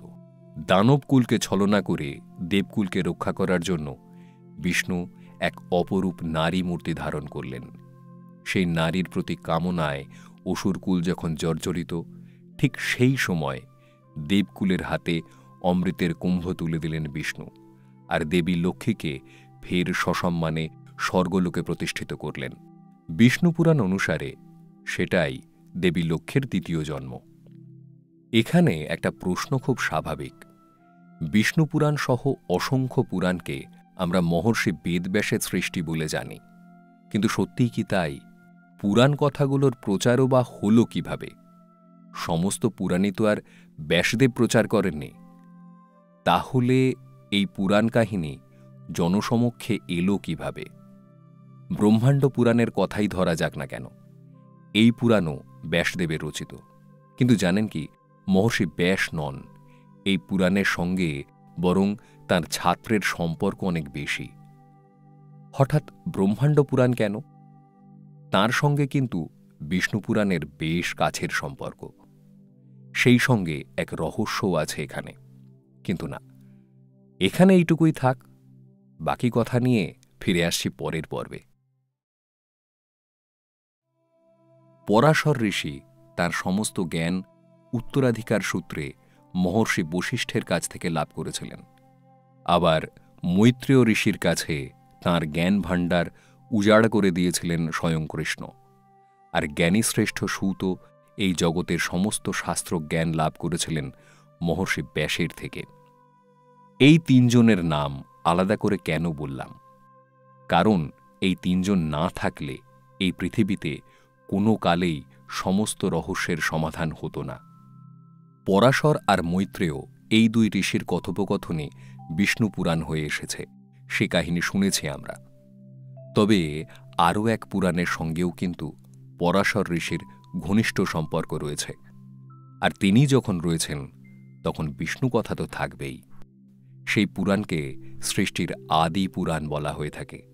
তার নাম ব্রহ্মাণ্ড পুরাণ। এই পুরাণের কথা পরাশর ঋষিই বলেছিলেন। তিনি ঋষি যতুকর্ণকে বলেছিলেন। প্রাচীন ভারতের ঋষি সমাজ এই পুরাণকে বেদের সঙ্গে তুলনা করেছেন। তাঁরা বলেছেন যে এই ব্রহ্মাণ্ড পুরাণকে বেদ বললেও ভুল কিছু বলা হয় না। ব্রহ্মাণ্ডের সৃষ্টি বিষয়ে যতুকর্ণ ঋষিকে যে শ্লোকগুলো বলেছিলেন ঋষি পরাশর, তাকেই একযোগে ব্রহ্মাণ্ড পুরাণ আখ্যা দেওয়া হয়। ঋষি পরাশর এই জ্ঞান কোথা থেকে লাভ করেছিলেন জানেন? সপ্তর্ষির অন্যতম প্রধান ঋষি বশিষ্ঠর থেকে এই জ্ঞান পেয়েছিলেন পরাশর। তাঁর পিতৃহত্যার প্রতিশোধ নিতে রাগে উন্মত্ত পরাশর যখন ভয়ঙ্কর এক দৈত্য নিধন যজ্ঞ শুরু করেছিলেন, সেই সময় তাঁকে ওই যজ্ঞ বন্ধ করার পরামর্শ দিয়ে নিজের রাগকে সম্বরণ করার বিষয়ে অনেক দুর্মূল্য উপদেশ দিয়েছিলেন তাঁর দাদু বশিষ্ঠ। সেই উপদেশের মধ্যেই বিশ্বের জন্ম, স্থিতি এবং প্রলয়ের কথাও ছিল। সেই সব কথা থেকেই কালক্রমে ব্রহ্মাণ্ড পুরাণ এবং বিষ্ণু পুরাণের জন্ম হয়। ঋষি পরাশরের কাছ থেকে এই ব্রহ্মাণ্ড পুরাণের কথা শুনে যতুকর্ণ ঋষি আনন্দে অধীর হয়ে যান। নিজের আনন্দ আর নিজের কাছে চেপে রাখতে না পেরে সেই জ্ঞান তিনি মহর্ষি ব্যাসকে দান করেন। এবার ব্যাসদেবের কাছ থেকে গোটা বিশ্ব সংসার সেই জ্ঞান লাভ করে। ব্রহ্মাণ্ড পুরাণ যে অন্যতম প্রাচীন এক পুরাণ, সে কথা তো শুনলাম, কিন্তু প্রাচীন বলতে কত প্রাচীন তা নিয়ে পণ্ডিতরা এখনও একমত হতে পারেননি। কেউ বলেন খ্রিস্টপূর্ব ৪র্থ শতাব্দীতে এই পুরাণের জন্ম হয়েছে, কেউ আবার বলেন এই পুরাণ এসেছে খ্রিস্ট পরবর্তী ৪র্থ শতাব্দীতে। তবে সঠিক কোনো সময়কাল নির্ণয় করা না গেলেও এই পুরাণ যে সত্যিই অনেক প্রাচীন, সে বিষয়ে কোনো সন্দেহ নেই। ব্রহ্মাণ্ড পুরাণের মধ্যে একটা রহস্য আছে, সে কথা আগের পর্বেই ছুঁয়ে এসেছিলাম আমরা। সেই রহস্যটা কি বলুন তো? এই পুরাণে এমন এক মহাশক্তির কথা উল্লেখ করা হয়েছে যা বিষ্ণু পুরাণে নেই। বিষ্ণু পুরাণে বিষ্ণুকেই অনন্ত সৃষ্টির আধার হিসেবে বর্ণনা করা হয়েছে। বিষ্ণু বা নারায়ণের থেকেই বিশ্বজগতের সৃষ্টিকারী ব্রহ্মার উৎপত্তি, আর তাঁর থেকেই বাকি সব কিছু জন্ম নিয়েছে। সোজা কথায় এই হল বিষ্ণু পুরাণের অভিমত। ব্রহ্মাণ্ড পুরাণেও বিষ্ণুর কথা বা হরিকথা বলা হলেও এখানে একটা অধ্যায় আবার নতুন করে যোগ করা হয়েছে। সেই অধ্যায়ের নাম ললিতা সহস্রনাম। এই অধ্যায়টা মহাশক্তি ললিতা দেবী বা ত্রিপুরা সুন্দরীর বর্ণনা, আর মহাশক্তি ললিতা দেবী বা ত্রিপুর সুন্দরীর বর্ণনা। তাঁর নানান রূপ আর নামের কথা রয়েছে এখানে। এই মহাশক্তির ধারা অনুসরণ করেন যারা, তাদের বিশ্বাস এই ত্রিপুর সুন্দরী হলেন সমস্ত সৃষ্টির উৎস। কেউ কেউ তাঁকে আবার পার্বতীর রূপ বলেও মনে করেন। পরাশর ঋষি যতুকর্ণ ঋষিকে এই ললিতা সহস্রনামের কথা বলেছিলেন, নাকি এই অধ্যায়টা পরে এই পুরাণে অন্তর্ভুক্ত হয়েছে তা নিয়ে বিতর্ক আছে। তবু তর্কাতর্কি সত্ত্বেও এই অংশটাকে কিন্তু ব্রহ্মাণ্ড পুরাণ থেকে সরিয়ে দেওয়া হয়নি, বরং একে এই পুরাণের অচ্ছেদ্য ভাগ বলে স্বীকার করে নেওয়া হয়েছে। এদিক থেকে দেখতে গেলে এই পুরাণ যথার্থভাবেই অন্যতম শ্রেষ্ঠ এবং আদর্শ পুরাণ, কারণ এখানে বৈষ্ণব আর শাক্ত দুই ভাবের মহামিলন ঘটেছে। অর্থাৎ এই পুরাণ কোনো ভেদাভেদকে সমর্থন করেননি। আবার ব্রহ্মাণ্ড পুরাণের মূল কথায় ফিরে আসি। এখন ব্রহ্মাণ্ড পুরাণ বলতে আমরা যা পাচ্ছি সেটা কিন্তু মূল পাঠ নয়। যেটা মূল ব্রহ্মাণ্ড পুরাণ ছিল তার নেই। কালের গ্রাসে কোথায় চলে গেছে কে জানে। এখন যা পাচ্ছি তা প্রতিলিপি, মানে মূল পাঠ থেকে কেউ শুনেছেন, আবার সেখান থেকে অন্য কেউ শুনেছেন। এইভাবে ধারাটা চলে আসছে। সে যাই হোক, সেই সুপ্রাচীন পুরাণকে বর্তমানের এই ধারার সাপেক্ষেই বিশ্লেষণ করতে হবে। ব্রহ্মাণ্ড পুরাণের পাণ্ডুলিপি 3টে খণ্ডে বিভক্ত। প্রথম খণ্ডে 38টা, দ্বিতীয় খণ্ডে 74 এবং তৃতীয় খণ্ডে 44টা অধ্যায় রয়েছে। তাহলে এই বইয়ের মোট অধ্যায় সংখ্যা 156। সব মিলিয়ে 12,000 শ্লোক রয়েছে এখানে। কেউ বা বলেন শ্লোকের সংখ্যা 14,000। অবশ্য অনেকেই বলেন যে আসল ব্রহ্মাণ্ড পুরাণ নাকি ভারতে নেই, ইন্দোনেশিয়াতে পাওয়া গেছে। সেই ইন্দোনেশীয় সংস্করণের আকার আরও ছোট। তবে এটা এমন এক আশ্চর্য বই যেখানে এর অন্তর্ভুক্ত না হলেও ছড়িয়ে ছিটিয়ে থাকা বেশ কয়েকটা পরিচ্ছেদকেও ব্রহ্মাণ্ড পুরাণের অন্তর্গত বলে ধরা হয়। ব্রহ্মাণ্ড পুরাণে কি আছে এর উত্তর দেওয়ার চেয়ে ব্রহ্মাণ্ড পুরাণে কি নেই তার উত্তর দেওয়া বরং অনেক সহজ। পণ্ডিতরা বলেন এটা আসলে এক বিশ্বকোষের মতো। সনাতন হিন্দু ধর্মের যত ধারা আছে তার একটা না একটা উল্লেখ এখানে আছেই। হিন্দু দর্শনের বেদান্ত, সাংখ্য ও যোগ শাখার সঙ্গে ভক্তিবাদ ও কিছু তান্ত্রিক ধারার উল্লেখ আছে এখানে। তাছাড়া এখানে ব্রহ্মা, বিষ্ণু, শিব, গণেশ, সূর্য ও দুর্গা সহ সকল দেবদেবীর স্তুতি করা হয়েছে। সনাতন ধর্মের সমস্ত শাখার প্রতিনিধিত্ব রয়েছে বলেই বোধহয় এই পুরাণকে 18টা পুরাণের মধ্যে মহাপুরাণ আখ্যা দেওয়া হয়েছে। এই পুরাণকে আবার মধ্যযুগের বায়বীয় পুরাণ বা বায়বীয় ব্রহ্মাণ্ড নামেও ডাকা হতো। সেখান থেকে অনুমান করা শুরু হয় যে শুরুতে বায়ু পুরাণ আর ব্রহ্মাণ্ড পুরাণ একই ছিল। এরপরে বায়ু পুরাণকে এখান থেকে আলাদা করে দেওয়া হয়। সৃষ্টিতত্ত্ব যেমন আছে তেমনি দেশ, ভূগোল, নদ নদী, বাণিজ্য, প্রশাসন, কূটনীতি প্রভৃতি সবকিছুই এখানে রয়েছে। এমনকি কাশ্মীর, কটক, কাঞ্চিপুরামের ভ্রমণ নির্দেশিকাও এখানে আছে। এই এত বিপুল বিষয় বৈচিত্র্য দেখে ধারণা হয় যে প্রাচীনকালে যে পুরাণ লেখা হয়েছিল যত সময় এগিয়েছে ততই এখানে আরও নানান বিষয় যুক্ত হয়েছে। কালক্রমে তা এক মহাভারতে পরিণত হয়েছে। না, মহাভারতের সঙ্গে সরাসরি যোগ না থাকলেও ব্রহ্মাণ্ড পুরাণের সঙ্গে কিন্তু রামায়ণের যোগ প্রবল। রামায়ণের এক ভিন্নতর ব্যাখ্যা আধ্যাত্ম রামায়ণকেও এর অংশ বলে মনে করা হয়। তবে ব্রহ্মাণ্ড পুরাণ নিয়ে এত কথা হচ্ছে যখন মহাজ্ঞানী সূতের নাম না বললে কি চলে? সূত কে ভাবছেন তো? সূত হলেন সেই জ্ঞানী, তার কাছে বেদব্যাসের জ্ঞান ভাণ্ডারের সবটাই রয়েছে। হ্যাঁ, তিনি মহর্ষি ব্যাসের শিষ্য। পুরো নাম উগ্রশ্রবা সৌতি বা সূত গোস্বামী। তার মেধা আর নিষ্ঠা দেখে নিজের সমস্ত বিদ্যা তাঁকে উজাড় করে দিয়েছিলেন মহর্ষি ব্যাস। এই সূত গোস্বামীকে পুরাণ সাহিত্যের পদকর্তা বলা হয়।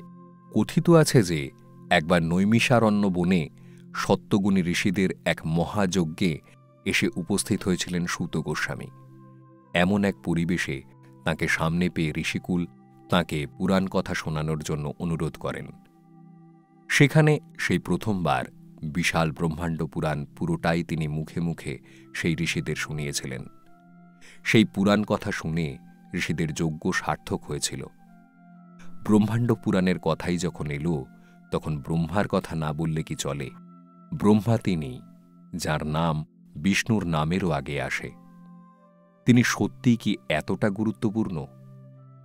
তবে কেন? তাঁর কথা না জানলে সৃষ্টির কথা জানব কি করে? হ্যাঁ, এবার ব্রহ্মার কথা শুনব তো বটেই, তবে এখানে নয়, আগামী পর্বে। পৌরাণিক সাহিত্য দেখলে একেবারে অবাক হয়ে যাবেন, জানেন? একজন দেবতাকে নিয়ে এত টানাপোড়েন হতে পারে কখনো? তাঁকে মান্য করা হবে নাকি উপেক্ষা করা হবে, তা নিয়ে নানা মুনির নানা মত। অথচ কি অদ্ভুত দেখুন, পুরাণ অনুসারে ব্রহ্মাই হলেন সর্বশ্রেষ্ঠ দেবতা। ব্রহ্মা না থাকলে সৃষ্টি আসে না। বিষ্ণু পুরাণও বিষ্ণুর মাহাত্ম্য বর্ণনার সঙ্গে সঙ্গে ব্রহ্মার মাহাত্ম্য বর্ণনা করেছে। পৌরাণিক দেবদেবীরা তো আছেনই, এমনকি নিত্য নতুন দেবতারও জন্ম হচ্ছে প্রতিনিয়ত। তাঁরাও যোগ্য সমাদর লাভ করছেন।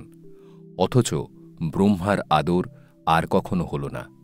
ব্রহ্মা এখন যেন বিস্মৃতির আড়ালে, অথচ তিনিই কিনা সনাতন ধর্মের প্রধান দেবতা।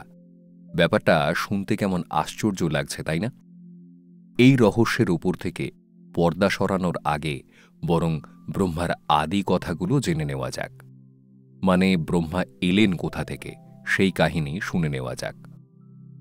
বিষ্ণুপুরাণ বলে, ক্ষীরোদসায়রে যোগনিদ্রায় শায়িত বিষ্ণুর থেকেই ব্রহ্মার জন্ম হয়।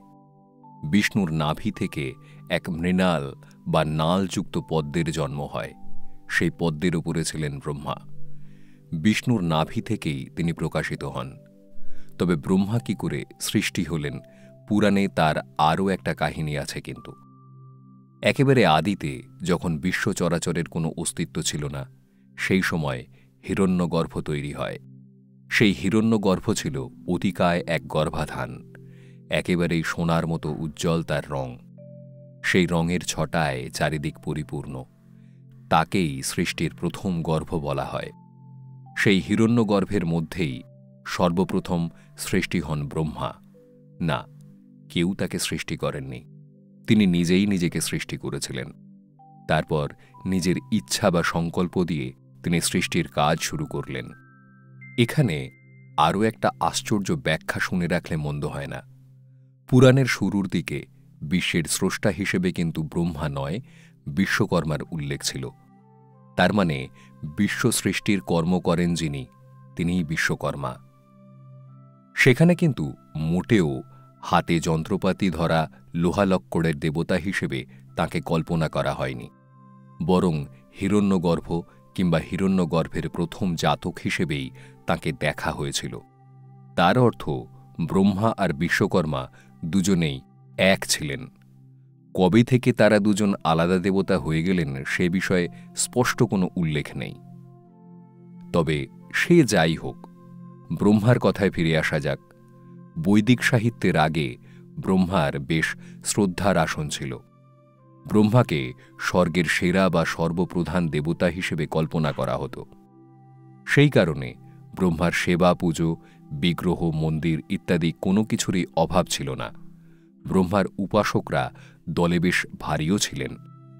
কিন্তু লিখিত আকারে বেদ এসে পড়ার পরেই একটু একটু করে ব্রহ্মার গুরুত্ব কমতে লাগল। ব্রহ্মার জায়গা নিয়ে নিলেন বিষ্ণু এবং মহেশ্বর। দুজনেই গুরুত্ব আর উপাসনার দিক থেকে গোটা ভারত জুড়ে ছড়িয়ে পড়লেন। যদিও মুখে মুখে উচ্চারণ করার সময় এখনও কিন্তু সবার আগে ব্রহ্মারই নাম আসে। যতই তিনি বিষ্ণুর থেকে সৃষ্ট হন না কেন, ব্রহ্মা, বিষ্ণু, মহেশ্বর বলতেই লোকে অভ্যস্ত। তার প্রধান কারণ, ব্রহ্মা সৃষ্টি করেন, বিষ্ণু পালন করেন, আর মহেশ্বর রুদ্র রূপে সব ধ্বংস করেন।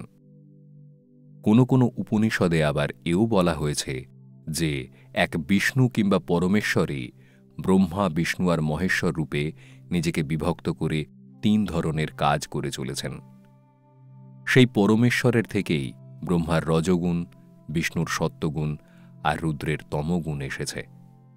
উপনিষদের এই ব্যাখ্যার একটা বিশেষ গভীর কারণ রয়েছে।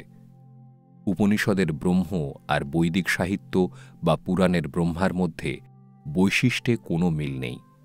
শুধুমাত্র দুটো শব্দ শুনতে একরকম লাগে, ব্যাস এইটুকুই। উপনিষদ বলছে যা কিছু সৃষ্টি সবকিছুই ব্রহ্ম থেকে এসেছে। এখন এই ব্রহ্মের ধারণাকে সাধারণ মানুষ ঠিক বুঝে উঠতে পারবে না।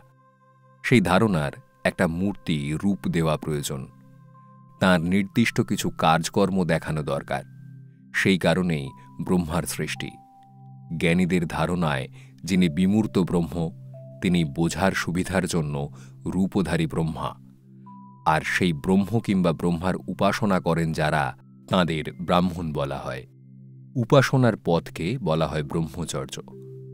তাহলে ব্রহ্মার নাম কি করে এলো, সে বিষয়টা মোটামুটি স্পষ্ট হল। এবার তার রূপের কথায় আসা যাক। ব্রহ্মাকে দেখতে কেমন? ব্রহ্মার 4টে মাথা, 4টে হাত, 4 হাতে থাকে জপমালা, কমণ্ডল, বেদ এবং যজ্ঞে আহুতি দেবার পাত্র বা পদ্ম। তিনি পদ্মের ওপর বসে থাকেন। তার বাহন হল রাজহাঁস অথবা সারস। দেবী সরস্বতীকে ব্রহ্মার শক্তি অথবা স্ত্রী বলা হয়ে থাকে।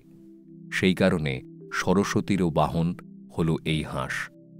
আসলে ব্রহ্মা এবং সরস্বতী দুজনেই জ্ঞানের উৎস, তাই তাঁদের দুজনের বাহনও এক। ব্রহ্মার 4টে মাথা আসলে 4টে দিককে বোঝাচ্ছে, মানে সমস্ত দিক সম্পর্কে জ্ঞান আছে তার। কথা বোঝাতেই 4টে মাথার কল্পনা করা হয়েছে।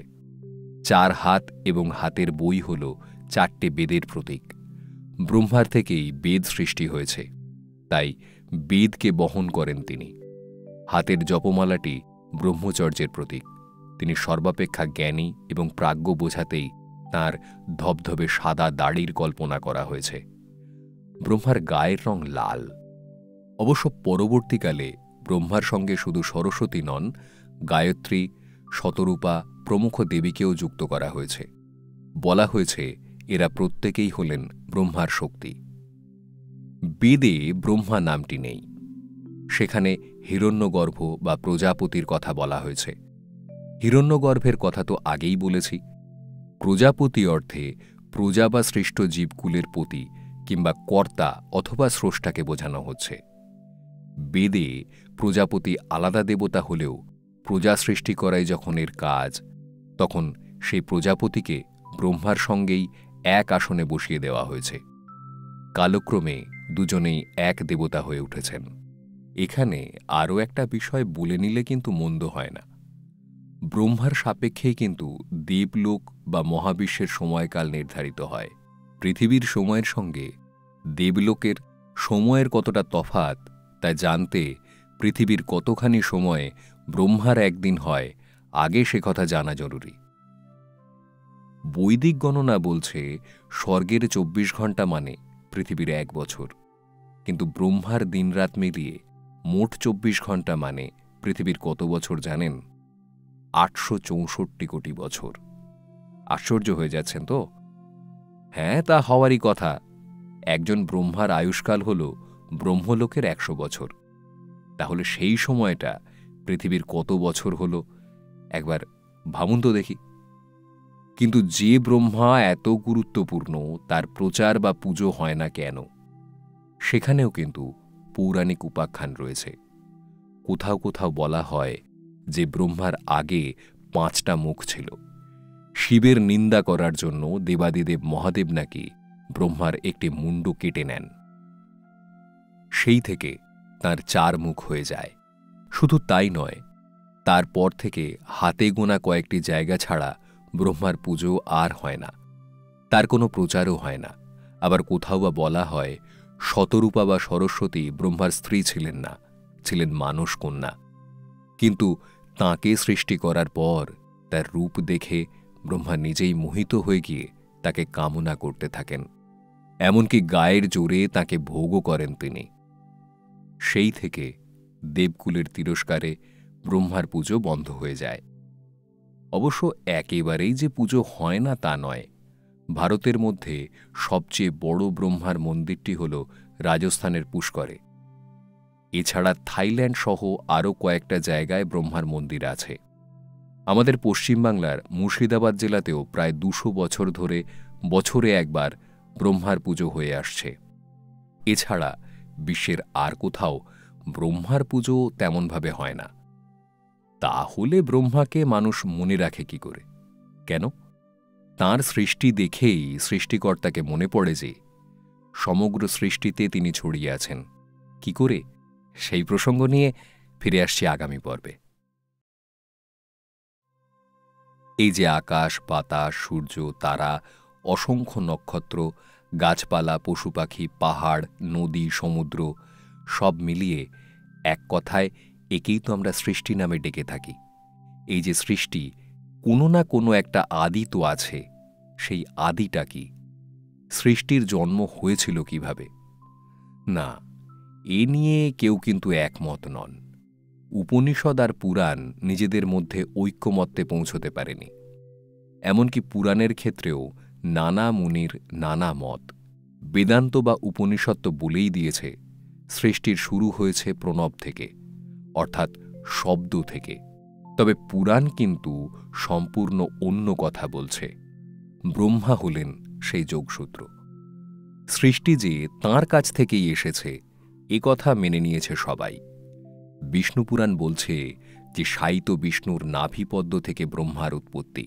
তবে উৎপত্তির পরই চতুর্দিক জলময় দেখলেন তিনি।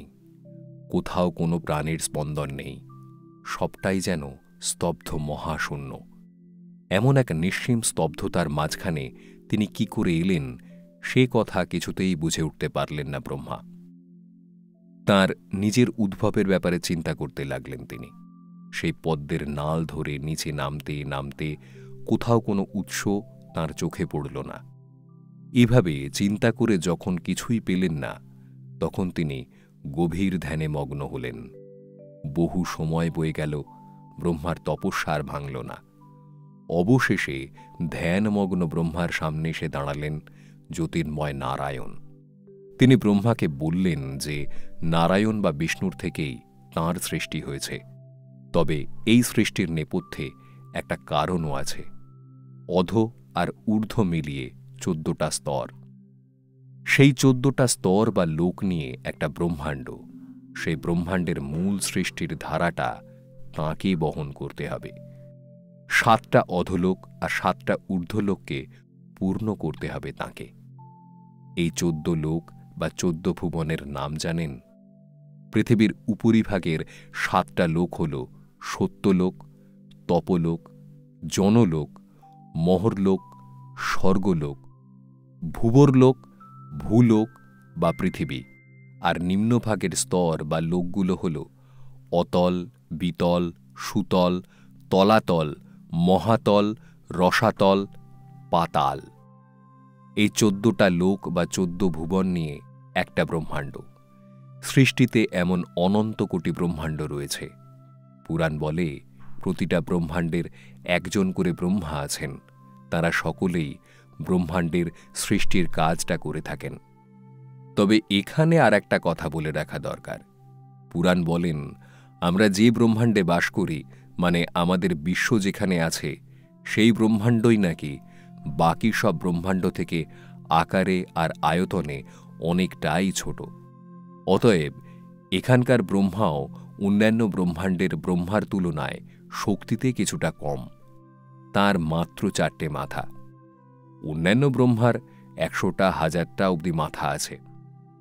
সে থাক, আমরা বরং আমাদের ব্রহ্মাকে নিয়ে কথা বলি। নারায়ণের দেখিয়ে দেওয়া 14 ভুবনকে ভরিয়ে তুলতে হবে। তিনি এই সৃষ্টির প্রথম পুরুষ। কিন্তু সৃষ্টির শক্তি তিনি কোথা থেকে পাবেন? ব্রহ্মার মধ্যে এবার নারায়ণের শক্তি এসে প্রবেশ করল। তার কঠিন তপস্যা সেই শক্তিকে এবার সৃষ্টির উপযোগী করে তুলল। কিভাবে সৃষ্টি করলেন ব্রহ্মা? তার নিজের মানস বা ইচ্ছাশক্তির জোরে সৃষ্টি কাজ শুরু করলেন তিনি। মনু সংহিতার মতে ব্রহ্মার মানসপুত্র 10 জন, যথা মরীচি, অত্রি, অঙ্গিরা, পুলস্ত, পুলহ, ক্রতু, প্রচেতা, বশিষ্ঠ, ভৃগু ও নারদ। এরা সকলেই ব্রহ্মার ইচ্ছাশক্তির জোরে এসেছেন। কোথাও বা বলা হয়েছে যে ব্রহ্মার দেহ কোষ থেকে এদের জন্ম হয়েছে। সেই সঙ্গে সনত কুমার সহ আরও কয়েকজন ঋষির উৎপত্তি হল। এই 10 জন মুনির ইচ্ছায় আবার যক্ষ, রক্ষ, গন্ধর্ব, রাক্ষস থেকে শুরু করে মনুষ্যেতর বেশ কিছু প্রাণীর সৃষ্টি হতে লাগল। কিন্তু মানুষ? বিষ্ণুপুরাণ বলছে, মহাবিশ্ব সৃষ্টি করে সৃষ্টির জনক ব্রহ্মা নিজেই একবার মোহাচ্ছন্ন হয়ে পড়েন। যে জড় প্রকৃতির উদ্ভব তিনি করে চলেছেন, সেই প্রকৃতি এবার তার নিজের মনকেও মোহগ্রস্ত করে তুলল। ইতিমধ্যে তিনি মদন ও শতরূপা নামে 2 অনিন্দ সুন্দর নরনারীকে তৈরি করে ফেলেছেন। তাঁরা দুজনেই ব্রহ্মার দেহ থেকে আবির্ভূত হয়েছেন। মদন, অর্থাৎ যাকে আমরা কামদেব নামে জানি, তাঁকে প্রজা সৃষ্টির উদ্দেশ্যে পঞ্চবাণ বা পঞ্চকৌশল দান করলেন ব্রহ্মা স্বয়ং। কারো প্রতি সেই বাণ নিক্ষেপ করলে তার মনে কামনার জন্ম হবে। সেই কামনা এবার তাকে প্রজা সৃষ্টির কাজে চালিত করবে। কোনো কোনো পুরাণ বলে, সেই পঞ্চবাণ লাভ করে তার কার্যকারিতা যাচাই করে নেওয়ার ইচ্ছা জাগে মদনদেবের। কিন্তু কার উপরে যাচাই করবেন? ততক্ষণে নিজের মানসকন্যা শতরূপাকে সৃষ্টি করেছেন ব্রহ্মা। অসামান্য রূপ তাঁর, আর তেমনই লাবণ্য। শতরূপার জন্যেও কোনো কাজ নির্দিষ্ট করার কথা ভাবছিলেন ব্রহ্মা, ঠিক তখনই নিজের স্রষ্টার ওপরই সেই পঞ্চবাণের প্রয়োগ করলেন মদনদেব। ব্রহ্মা নিজে জানতেন না যে তাঁরই সৃষ্ট মদনদেব ঠিক কি করতে চলেছেন। তবে সেই পঞ্চবাণের ক্ষমতা তো অমোঘ। তার অভিঘাতে বিশ্বস্রষ্টা ব্রহ্মাদেবের মনে কামের ইচ্ছা প্রবল হয়ে উঠল। তিনি তার নিজের মানসকন্যা শতরূপার প্রতি দুর্বল হয়ে পড়লেন। শুধু তাই নয়, শতরূপার সঙ্গলাভের উদ্দেশ্যে স্বর্গ, মর্ত, পাতাল সর্বত্র তার পিছু নিলেন ব্রহ্মা। অবশেষে ব্রহ্মার শক্তি আর গতির সঙ্গে পেরে উঠলেন না শতরূপা। তিনি তার মানসপিতা ব্রহ্মার কাছে ধরা দিলেন। কোনো কোনো পুরাণ বলে, ব্রহ্মা আর শতরূপার সেই মিলনের ফলেই প্রথম মানুষের জন্ম। বিষ্ণুপুরাণ মতে, নিজের মেয়ের সঙ্গসুখ লাভ করার পর ব্রহ্মার মোহ ভেঙে যায়। তাঁর প্রতি মোহগ্রস্ত হয়ে পড়ে তাঁর সৃষ্টির শক্তিও নষ্ট হয়ে যায়। ব্রহ্মা এবার তার পুরনো আসন ফিরে পাওয়ার জন্য কঠিন তপস্যা শুরু করেন। সেই তপস্যার বলে নিজের হৃদয়ে তিনি শ্রীহরির দর্শন লাভ করেন। হরির আশীর্বাদে ব্রহ্মা তার হারানো শক্তি ফিরে পান। নতুন করে আবার সৃষ্টির কাজ শুরু করেন তিনি। কোনো কোনো পুরাণ অবশ্য অন্য কথা বলেছে। শুরুতেই যাদের সৃষ্টি করেছিলেন ব্রহ্মা, তারা সকলেই বৈরাগ্যবান। জন্মের পর থেকেই তপস্যা শুরু করে দিলেন। তাদের দিয়ে তো আর সৃষ্টির কাজ চলল না তাহলে। অথচ মানুষ সৃষ্টি না করলে তো সৃষ্টির কাজ এগোবে না। তখন নিজের দেহ থেকে একজন পুরুষ আর একজন নারী সৃষ্টি করলেন ব্রহ্মা। সেই পুরুষ হলেন মনু আর নারী হলেন শতরূপা। এরাই সৃষ্টির প্রথম মানুষ।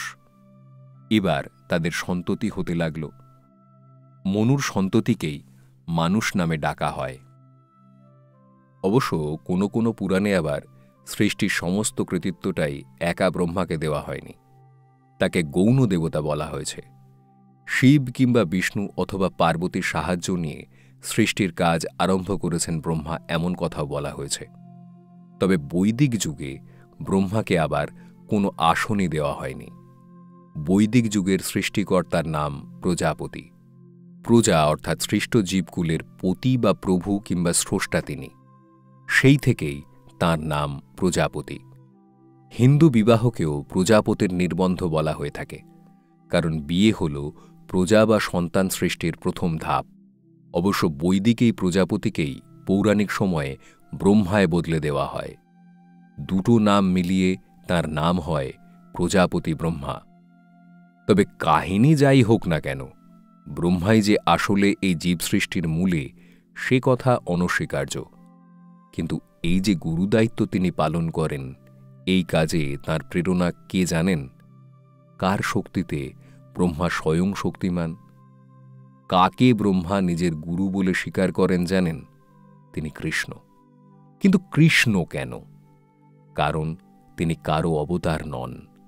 বিষ্ণুপুরাণ বলছে তিনি স্বয়ং ঈশ্বর। কেন তাকে ঈশ্বর বলা হচ্ছে সে কথা শুনব তো বটেই, তবে এখানে নয়। কৃষ্ণের কথা নিয়ে ফিরে আসছি আমি আগামী পর্বে। কৃষ্ণ যে ভগবান সে কথা আমরা সবাই জানি। এই চরিত্রটা যেন পুরনো হয় না কখনো। এখনও যে কোনো রকম সমস্যায় পড়লে আমরা সমাধান খুঁজি কোথায়? কৃষ্ণের জীবনে কিংবা গীতায়। আইনস্টাইনের মতো বিজ্ঞানীরও কিন্তু গীতাটা মুখস্থ ছিল। কৃষ্ণকে জানেন না এমন কেউ নেই বোধহয়। কৃষ্ণের এমন জগৎজোড়া প্রভাব কিভাবে হল? কি তাঁর রহস্য? কৃষ্ণ, হ্যাঁ, একমাত্র কৃষ্ণই কোনো অবতার নন। তাহলে তিনি কে? তিনি স্বয়ং ঈশ্বর। অর্থাৎ যেখান থেকে অবতারদের জন্ম হয়, কৃষ্ণ সেই তিনিই। ঈশ্বরের অংশ নন, পূর্ণরূপে এসেছেন কৃষ্ণ। তাই তাঁর শক্তি আর গুরুত্ব অন্য সব অবতারের থেকে অনেক বেশি। আসলে ঈশ্বরের শক্তিকে কে আর কবে মাপতে পেরেছে তা সম্ভবও নয়। তাহলে কৃষ্ণকে স্বয়ং ভগবান বলা হচ্ছে কেন? কারণ যে বিশ্বরূপ তিনি দেখিয়েছেন তা একমাত্র ঈশ্বরই পারেন।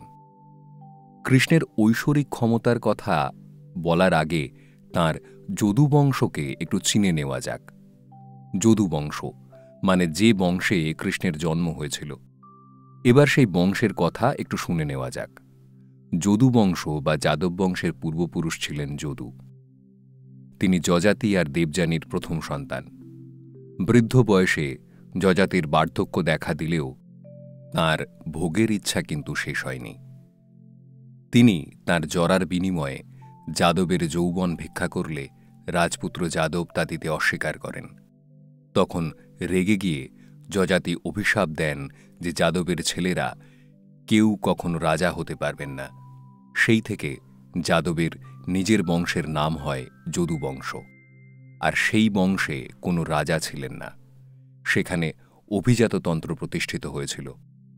এক একটা গোষ্ঠীর এক একজন নেতা ছিলেন, তাকেই রাজা নামে ডাকা হতো। এই যদুবংশেরই বৃষ্ণিক গোষ্ঠীর নেতা বা রাজা ছিলেন সুরসেন। শক্তি আর বুদ্ধিতে অন্যান্য নেতার চেয়ে তাঁর দক্ষতা ছিল অনেক বেশি। তাই সুরসেনের নামে প্রাচীন ইতিহাসের একটা জনপদও তৈরি হয়েছে। সুরসেনের ছেলে হলেন বসুদেব, আর বসুদেবের ছেলে হলেন কৃষ্ণ। বসুদেবের স্ত্রী দেবকীও যদুবংশের অন্য এক গোষ্ঠীর রাজকন্যা। তার বাবা দেবক ছিলেন কংসের বাবা উগ্রসেনের ভাই। দেবকীদের 7 বোনকে বিয়ে করেন বসুদেব। রোহিণী অবশ্য আগে থেকেই তাঁর রানী ছিলেন। যাদবদের প্রধান নগরী মথুরার শাসনভার জোর করে ছিনিয়ে নিয়ে কংস ইতিমধ্যেই মথুরার রাজা। স্বাধীনচেতা যাদবরা এ ঘটনা ভালোভাবে মেনে নেয়নি, কারণ কংস ভীষণ অত্যাচারী ছিলেন। তবে তাঁর ভয়ে কেউ কিছু বলতেও পারেনি। নিজের বাবা উগ্রসেনকেই বন্দী করে ফেলেছেন যখন, তখন কাউকে যে তিনি ছেড়ে দেবেন না তা তো খুব স্বাভাবিক। কংসের বিরুদ্ধে যাদবদের ক্ষোভ যখন মাত্রা ছাড়া হয়ে উঠেছে, তখনই ধেয়ে এলো বিপদ। বিয়ের পর বসুদেবের রথে চড়ে দেবকী যখন শ্বশুরবাড়ি যাবেন, ঠিক তখনই অদৃশ্য থেকে কোনো দৈব কণ্ঠ ভেসে এলো। সেই কণ্ঠ বলল যে এই দেবকী আর বসুদেবের 8ম সন্তানই হবে কংসের ঘাতক। এই কথা শুনে প্রাণ ভয়ে ভীত কংস তখনই দেবকীকে মেরে ফেলতে যাচ্ছিলেন। কিন্তু নিজের স্ত্রীর প্রাণ ভিক্ষা চেয়ে বসুদেব কথা দিলেন যে তাঁদের সবকটি সন্তানকেই বসুদেব নিজে কংসের হাতে তুলে দেবেন। সেই কথার উপর ভরসা করে দেবকী আর বসুদেবকে কারাগারে বন্দী করে ফেললেন কংস। আর একে একে তাদের 6টি সন্তানকে জন্মের পরেই আছাড় মেরে মেরে ফেলতেও লাগলেন। দেবকীর 7ম গর্ভ থেকে কিন্তু সন্তান এল না। বিষ্ণুপুরাণ বলে তাঁর সেই গর্ভটি রোহিণীর গর্ভে স্থানান্তরিত করেছিলেন যোগমায়া। সেই গর্ভ থেকেই বলরামের জন্ম। দেবকীর 8ম গর্ভের কাহিনী তো আমরা সকলেই প্রায় জানি। সে এক ভয়ঙ্কর ঝড় বৃষ্টির রাত, পৃথিবীতে যেন প্রলয় নেমেছে। এমন সময় কংসের সেই কারাগারে দেবকী আর বসুদেবের সামনে আবির্ভূত হলেন নারায়ণ স্বয়ং। তিনি দেবকী আর বসুদেবকে অভয়দান করে বললেন যে পৃথিবীর পাপ বিনাশ করতে এবার তাঁদের সন্তান কৃষ্ণ হিসেবে আবির্ভূত হলেন তিনি। কথা বলার পরেই দেবকীর কোলের কাছে সদ্যজাত এক শিশুর দেখা মিলল। বুঝতে আর বাকি রইল না যে ইনিই হলেন অপাপবিদ্ধ শ্রীহরি। শিশুর জন্মানোর পরেই দেখা গেল কারাগারের রক্ষীরা সকলেই ঘুমে অচেতন। বসুদেবের পায়ের শৃঙ্খল খুলে গেছে। তাঁর অষ্টম সন্তানকে কংসের হাত থেকে বাঁচাতে সেই দুর্যোগের রাতে উত্তাল যমুনা পার হয়ে শিশুটিকে গোকুলে তার ভাই নন্দের ঘরে রেখে এলেন বসুদেব। নন্দের ঘর থেকেই যশোদার সদ্য ভূমিষ্ঠ হওয়া এক কন্যা সন্তানকে নিয়ে কারাগারে ফিরলেন তিনি। পরদিন সকালে দেবকীর অষ্টম সন্তান ভেবে সেই শিশুটিকে যেই না আছাড় দিতে যাবেন কংস, অমনি তার হাত ছাড়িয়ে মেয়েটি বন্ধ ঘরের ঘুলঘুলি দিয়ে উড়ে গেল। যাওয়ার সময় বলে গেল কংসের ঘাতক জন্মে গেছে, সে এখন গোকুলে বড় হচ্ছে। সেই মেয়েটি যোগমায়া। কৃষ্ণলীলায় এই যোগমায়ার গুরুত্ব অসীম। বিষ্ণুপুরাণে বিষ্ণুর চোখে যোগ নিদ্রা হিসেবে এই যোগমায়ার অবস্থানের কথাই বলা হয়েছে।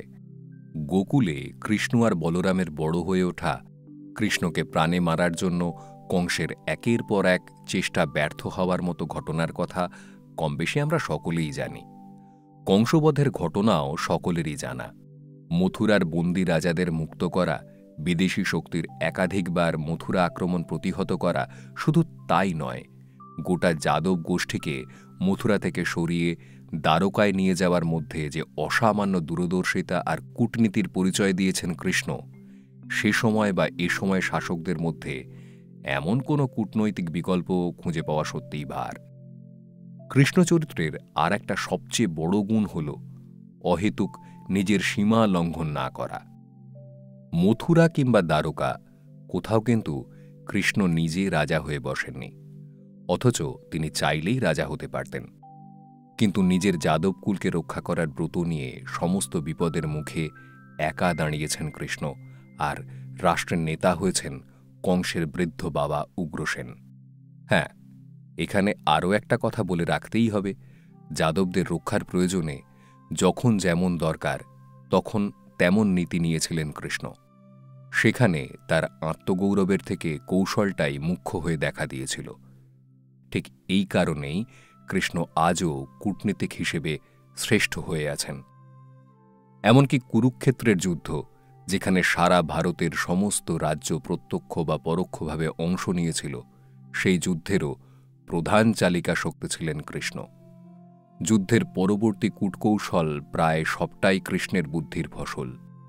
সরাসরি সিংহাসনে না বসে নেপথ্যে চালিকা শক্তি হিসেবে ঘটনাচক্রের রাশ নিজের হাতে রেখে দেওয়া, মানে এ সময়ের সবচেয়ে উল্লেখযোগ্য পাওয়া বিহাইন্ড দ্য থ্রোনের ধারণাটি কৃষ্ণের থেকেই শুরু, একথা নির্দ্বিধায় বলা চলে।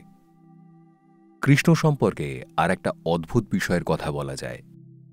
কৃষ্ণই একমাত্র অবতার যিনি একসঙ্গে আধ্যাত্ম এবং রাজনীতি, দুই বিপরীত জগতেরই প্রভু হয়েছিলেন বরাবর। সেই সঙ্গে যুদ্ধক্ষেত্রে তার মুখে উচ্চারিত গীতা আজও মানুষের জীবন জিজ্ঞাসার উত্তর হয়ে রয়েছে। কৃষ্ণের প্রসঙ্গে বিষ্ণুপুরাণে কিন্তু আরও একটা গুরুত্বপূর্ণ বিষয়ের উল্লেখ রয়েছে। সেখানে বলা হয়েছে যে যে বংশের মর্যাদা আর নিরাপত্তা রক্ষায় কৃষ্ণ তাঁর এতখানি তৎপরতা দেখিয়েছিলেন, সেই যদুবংশ যখন অহংকার, দুর্নীতি আর লোভে ছত্রাখান হয়ে গেল, তখন তাকে ধ্বংস করতেও তাঁর হাত কাঁপেনি। কৃষ্ণের মৃত্যুর পর গোটা যদুবংশ ধ্বংস হয়ে গিয়েছিল, একথা সত্যি। তবে তার বীজটা কিন্তু কৃষ্ণের জীবৎকালেই রোপণ করা হয়েছিল। এর থেকে এটাই স্পষ্ট হয় যে কর্তব্যে তাঁর মতো সজাগ যেমন কেউ নেই, তেমনি ধ্বংসেও তাঁর মতো নির্মম কেউ হতে পারে না। কৃষ্ণ চরিত্রটা এইখানেই অনন্য। অবশ্য ধ্বংসের কথাই যখন এলো, তখন অন্তিম ধ্বংসকারীর কথা না বললে এ আলোচনা অসমাপ্ত থেকে যাবে। বিষ্ণু পুরাণও তার কথা বলেই নিজের সমাপ্তি টেনেছে। না, তিনি কৃষ্ণ নন। তাহলে তিনি কে? হ্যাঁ, তার কথাই শুনব এবার, তবে এখানে নয়। তার কথা নিয়ে আমি ফিরে আসব আগামী পর্বে। যে যুগে পাপ সবচেয়ে বেশি, সেই যুগে পুণ্য লাভ করা নাকি সবচেয়ে সহজ। শুনে আশ্চর্য মনে হচ্ছে তো? অথচ ব্যাসদেব ঠিক এই কথাই বলেছিলেন। সে কথা বিষ্ণুপুরাণে লেখাও আছে। কিন্তু কি করে তা সম্ভব? হ্যাঁ, সেই কথাই বলবো এবার। কোন যুগের কথা বলছি আশা করি বুঝতে পারছেন। সেই যুগের কথা বলছি যে যুগে ধ্বংসের রণদামামা বাজিয়ে বিষ্ণু স্বয়ং অবতীর্ণ হবেন। নৃসিংহদেবের পরে আরও একবার তাঁর ধ্বংসাত্মক রূপ দেখতে পাবে পৃথিবী। হ্যাঁ, ঠিকই ধরেছেন, আমরা কলিযুগের কথা বলছি। এই যুগের শেষেই আসবেন কল্কি অবতার। বিষ্ণুপুরাণ মতে ইনি বিষ্ণুর শেষ বা দশম অবতার। তাঁর কথায় আসার আগে কলিযুগ সম্পর্কে একটু বিশদে জেনে নেওয়া যাক। ভাবতে সত্যি অবাক লাগে, সেই কত হাজার হাজার বছর আগে কলিযুগের পরিচয় করাতে গিয়ে বিষ্ণুপুরাণ যা যা লিখেছিল সেসব এখন অক্ষরে অক্ষরে মিলে যাচ্ছে। কিন্তু কলিযুগ সম্পর্কে বিষ্ণুপুরাণ ঠিক কি কি বলেছিল, আসুন এবার সে কথাই শোনা যাক। যুগের যে চক্র চলে সেই চক্র অনুযায়ী কলি হল শেষতম যুগ। সত্য, ত্রেতা আর দাপরের পরে সে আসে। বিষ্ণুপুরাণ আর ভাগবত পুরাণ অনুসারে যেদিন বিষমাখা তীরের আঘাতে শ্রীকৃষ্ণ প্রাণত্যাগ করলেন, সেদিন থেকে দাপর যুগ শেষ হয়ে কলিযুগ শুরু হল। এই কলিযুগ কেমন? পরাশর ঋষি তার শিষ্য মৈত্রেয় ঋষিকে বলেছিলেন যে এই যুগে ধর্ম হবে মাত্র 1 পাদ। সত্যযুগে ধর্ম ছিল 4 পাদ, ত্রেতায় তা কমে দাঁড়াল 3 পাদ, দাপরে আরও একটু কমে হল 2 পাদ, আর কলিতে মাত্র 1 পাদ। অর্থাৎ ধর্ম মোটে 1 ভাগ। তাহলে বাকিটা? পরাশর ঋষি বলছেন ঘোর অধর্ম দেখা দেবে, কারণ কলিযুগের চালিকা শক্তি হল অধর্ম। বিষ্ণুপুরাণ আরও বলছে যে কলিযুগে মানুষ সর্বদাই ঋণী থাকবে, তার ঋণ কোনোদিনই মিটবে না। একটা ঋণ শোধ করতে গিয়ে আর একটা ঋণ নিয়ে বসবে, এভাবে ঋণের জালে জড়িয়ে পড়বে সে। মহর্ষি পরাশর আরও বলেছিলেন কলিযুগের মানুষের কাছে ধর্ম বা মনুষ্যত্ব নয়, প্রধান সম্পদ হবে টাকা। টাকা দিয়ে মানুষের চরিত্র এবং গুণ বিচার করা হবে। ব্রাহ্মণরা বেদ ভুলে যাবে, হাজারো জটিলতার অন্ধকারে সততা চাপা পড়ে যাবে। কলিযুগে মানুষের তেজ এবং ব্রহ্মচর্য বলে কিছুই থাকবে না, স্পষ্ট বলে দিয়েছিলেন মহর্ষি পরাশর। শুধু তাই নয়, পুরুষরা স্ত্রীজাতির বশ হয়ে থাকবে। কলিযুগে বিবাহ নামক প্রতিষ্ঠানের ওপর আর শ্রদ্ধাভক্তি থাকবে না মানুষের, তা স্পষ্ট উল্লেখ করেছেন মহর্ষি পরাশর। কেন থাকবে না? কারণ বিবাহের মূল ভিত্তিটাই হবে টাকা। তাছাড়া এই বিবাহ ধর্মের বন্ধন নয়, বরং অনেকটা শর্ত সাপেক্ষে সম্পর্কের মতো হয়ে দাঁড়াবে, সে কথাও পরাশর ঋষি বলে দিয়েছেন। তিনি আরও বলেছেন যে কলিযুগে মানুষ সবচেয়ে বেশি অহংকারী হয়ে উঠবে। যদি সামান্য পদ ও ধনসম্পদ সে পায়, তাহলেই তার অহংকারের শেষ থাকবে না।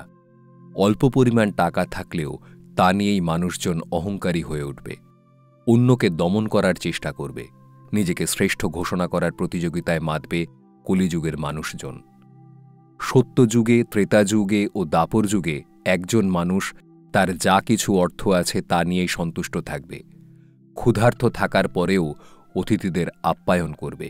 কিন্তু কলিযুগে অতিথি ও দানধ্যানের জন্য অর্থ ব্যয় না করে মানুষ নিজের সুখ দুঃখের জন্য ব্যয় করবে। এমনকি এ যুগের মানুষ গুরুজনদের, বিশেষ করে মা বাবাকে মানবে না। এ কথাও বিষ্ণুপুরাণে স্পষ্ট বলা আছে। শুধু তাই নয়, ছেলের হাতে বাবা বা বাবার হাতে ছেলে খুন হতে পারে। মহর্ষি পরাশর সে কথাও বিশদে উল্লেখ করেছেন। কলিযুগের মানুষের গড় উচ্চতা কত হবে তাও বলে দিয়েছেন মহর্ষি পরাশর। তিনি বলেছেন নিজের হাতেরই ৩.৫ হাত উচ্চতা হবে তাদের। বিগত ৩টে যুগের তুলনায় এই উচ্চতা সবচেয়ে কম। এমনকি অন্যান্য যুগের তুলনায় তাদের আয়ুও অনেক কমে যাবে। কলিযুগের মানুষের গড় আয়ু হবে ১০০ বছর। কলিযুগের বর্ণনায় মহর্ষি পরাশর আরও বলেছেন, এ যুগে মানুষের প্রাণ থাকবে অন্নে, মানুষ হবে তপস্যাহীন, সত্য থেকে অনেক দূরে থাকবে। এ যুগের রাজনীতি হবে কুটিল, শাসকরা হবে লোভী, আর সৎ মানুষেরাই সবচেয়ে বেশি কষ্ট পাবে। এ তো গেল কলিযুগের একটা সংক্ষিপ্ত পরিচয়। এই পরিচয় যে কতটা অভ্রান্ত তা তো প্রতি মুহূর্তেই বুঝতে পারছি আমরা। কিন্তু আরও কত বছর ধরে এই অনাচার চলবে তা কি জানেন?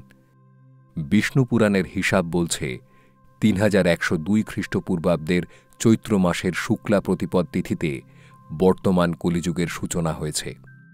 এ যুগের আয়ু হল ৪,৩২,০০০ বছর। কলিযুগের বর্তমান বয়স হল প্রায় ৫,০০০ বছর। আরও প্রায় ৪,২৬,৮৭৭ বছর ধরে এই যুগ চলবে। তার মানে ৪,২৮,৮৯৯ খ্রিস্টাব্দ নাগাদ কলিযুগ শেষ হতে পারে। কিন্তু এখানে একটা প্রশ্ন জাগতেই পারে, কলিযুগের সবটাই যখন এত খারাপ, তখন এই যুগে পুণ্যলাভ যে সবচেয়ে সহজ, ব্যাসদেবের মতো ত্রিকালজ্ঞ ঋষি একথা কেন বললেন?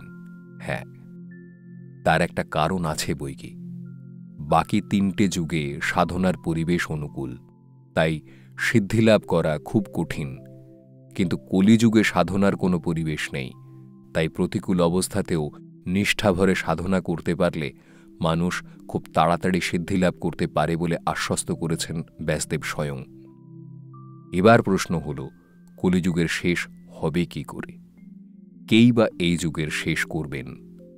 বিষ্ণুপুরাণ বলছে, যাঁর থেকে যুগ শুরু হয়েছে শেষ করতে সেই তিনিই আসবেন, স্বয়ং বিষ্ণু। এই কলিযুগেই বিষ্ণুর ১০ম অবতার আসবেন। তার নাম হবে কল্কি। বিষ্ণুপুরাণ বলছে যে কলিযুগের শেষে সম্ভল গ্রামে তাঁর জন্ম হবে। কল্কিদেবের বাবার নাম বিষ্ণুযশ, মায়ের নাম সুমতি। বিষ্ণুযশ আসলে এক ব্রাহ্মণ, তবে তাঁর সন্তান কল্কির কিন্তু রাজবেশ হবে। রাজার মতো পোশাক পরে হাতে তলোয়ার নিয়ে সাদা ঘোড়া ছুটিয়ে আসবেন তিনি। জগতের সমস্ত পাপ বিনাশ করে আবার পুণ্যের বীজ ছড়িয়ে দেবেন। গোটা জগৎ জুড়ে অধর্ম যখন প্রবল হয়ে উঠবে, তখন সেই অধর্মের নাশ করে আবার নতুন করে ধর্মের ধ্বজা উড়িয়ে যাবেন তিনি। আর তারপর থেকেই আবার সত্যযুগ শুরু হবে। আবার শুরু হবে মৎস্য অবতারের যুগ। যুগে যুগে এভাবেই নিজের সৃষ্টিকে নিজেই আঁকলে রাখেন স্বয়ং বিষ্ণু। অনন্ত ব্রহ্মাণ্ডের সবটাই তার নিজস্ব শৃঙ্খলে বাঁধা রয়েছে। এটাই বিষ্ণু পুরাণের সার কথা। विश्वेश्वराय नरकार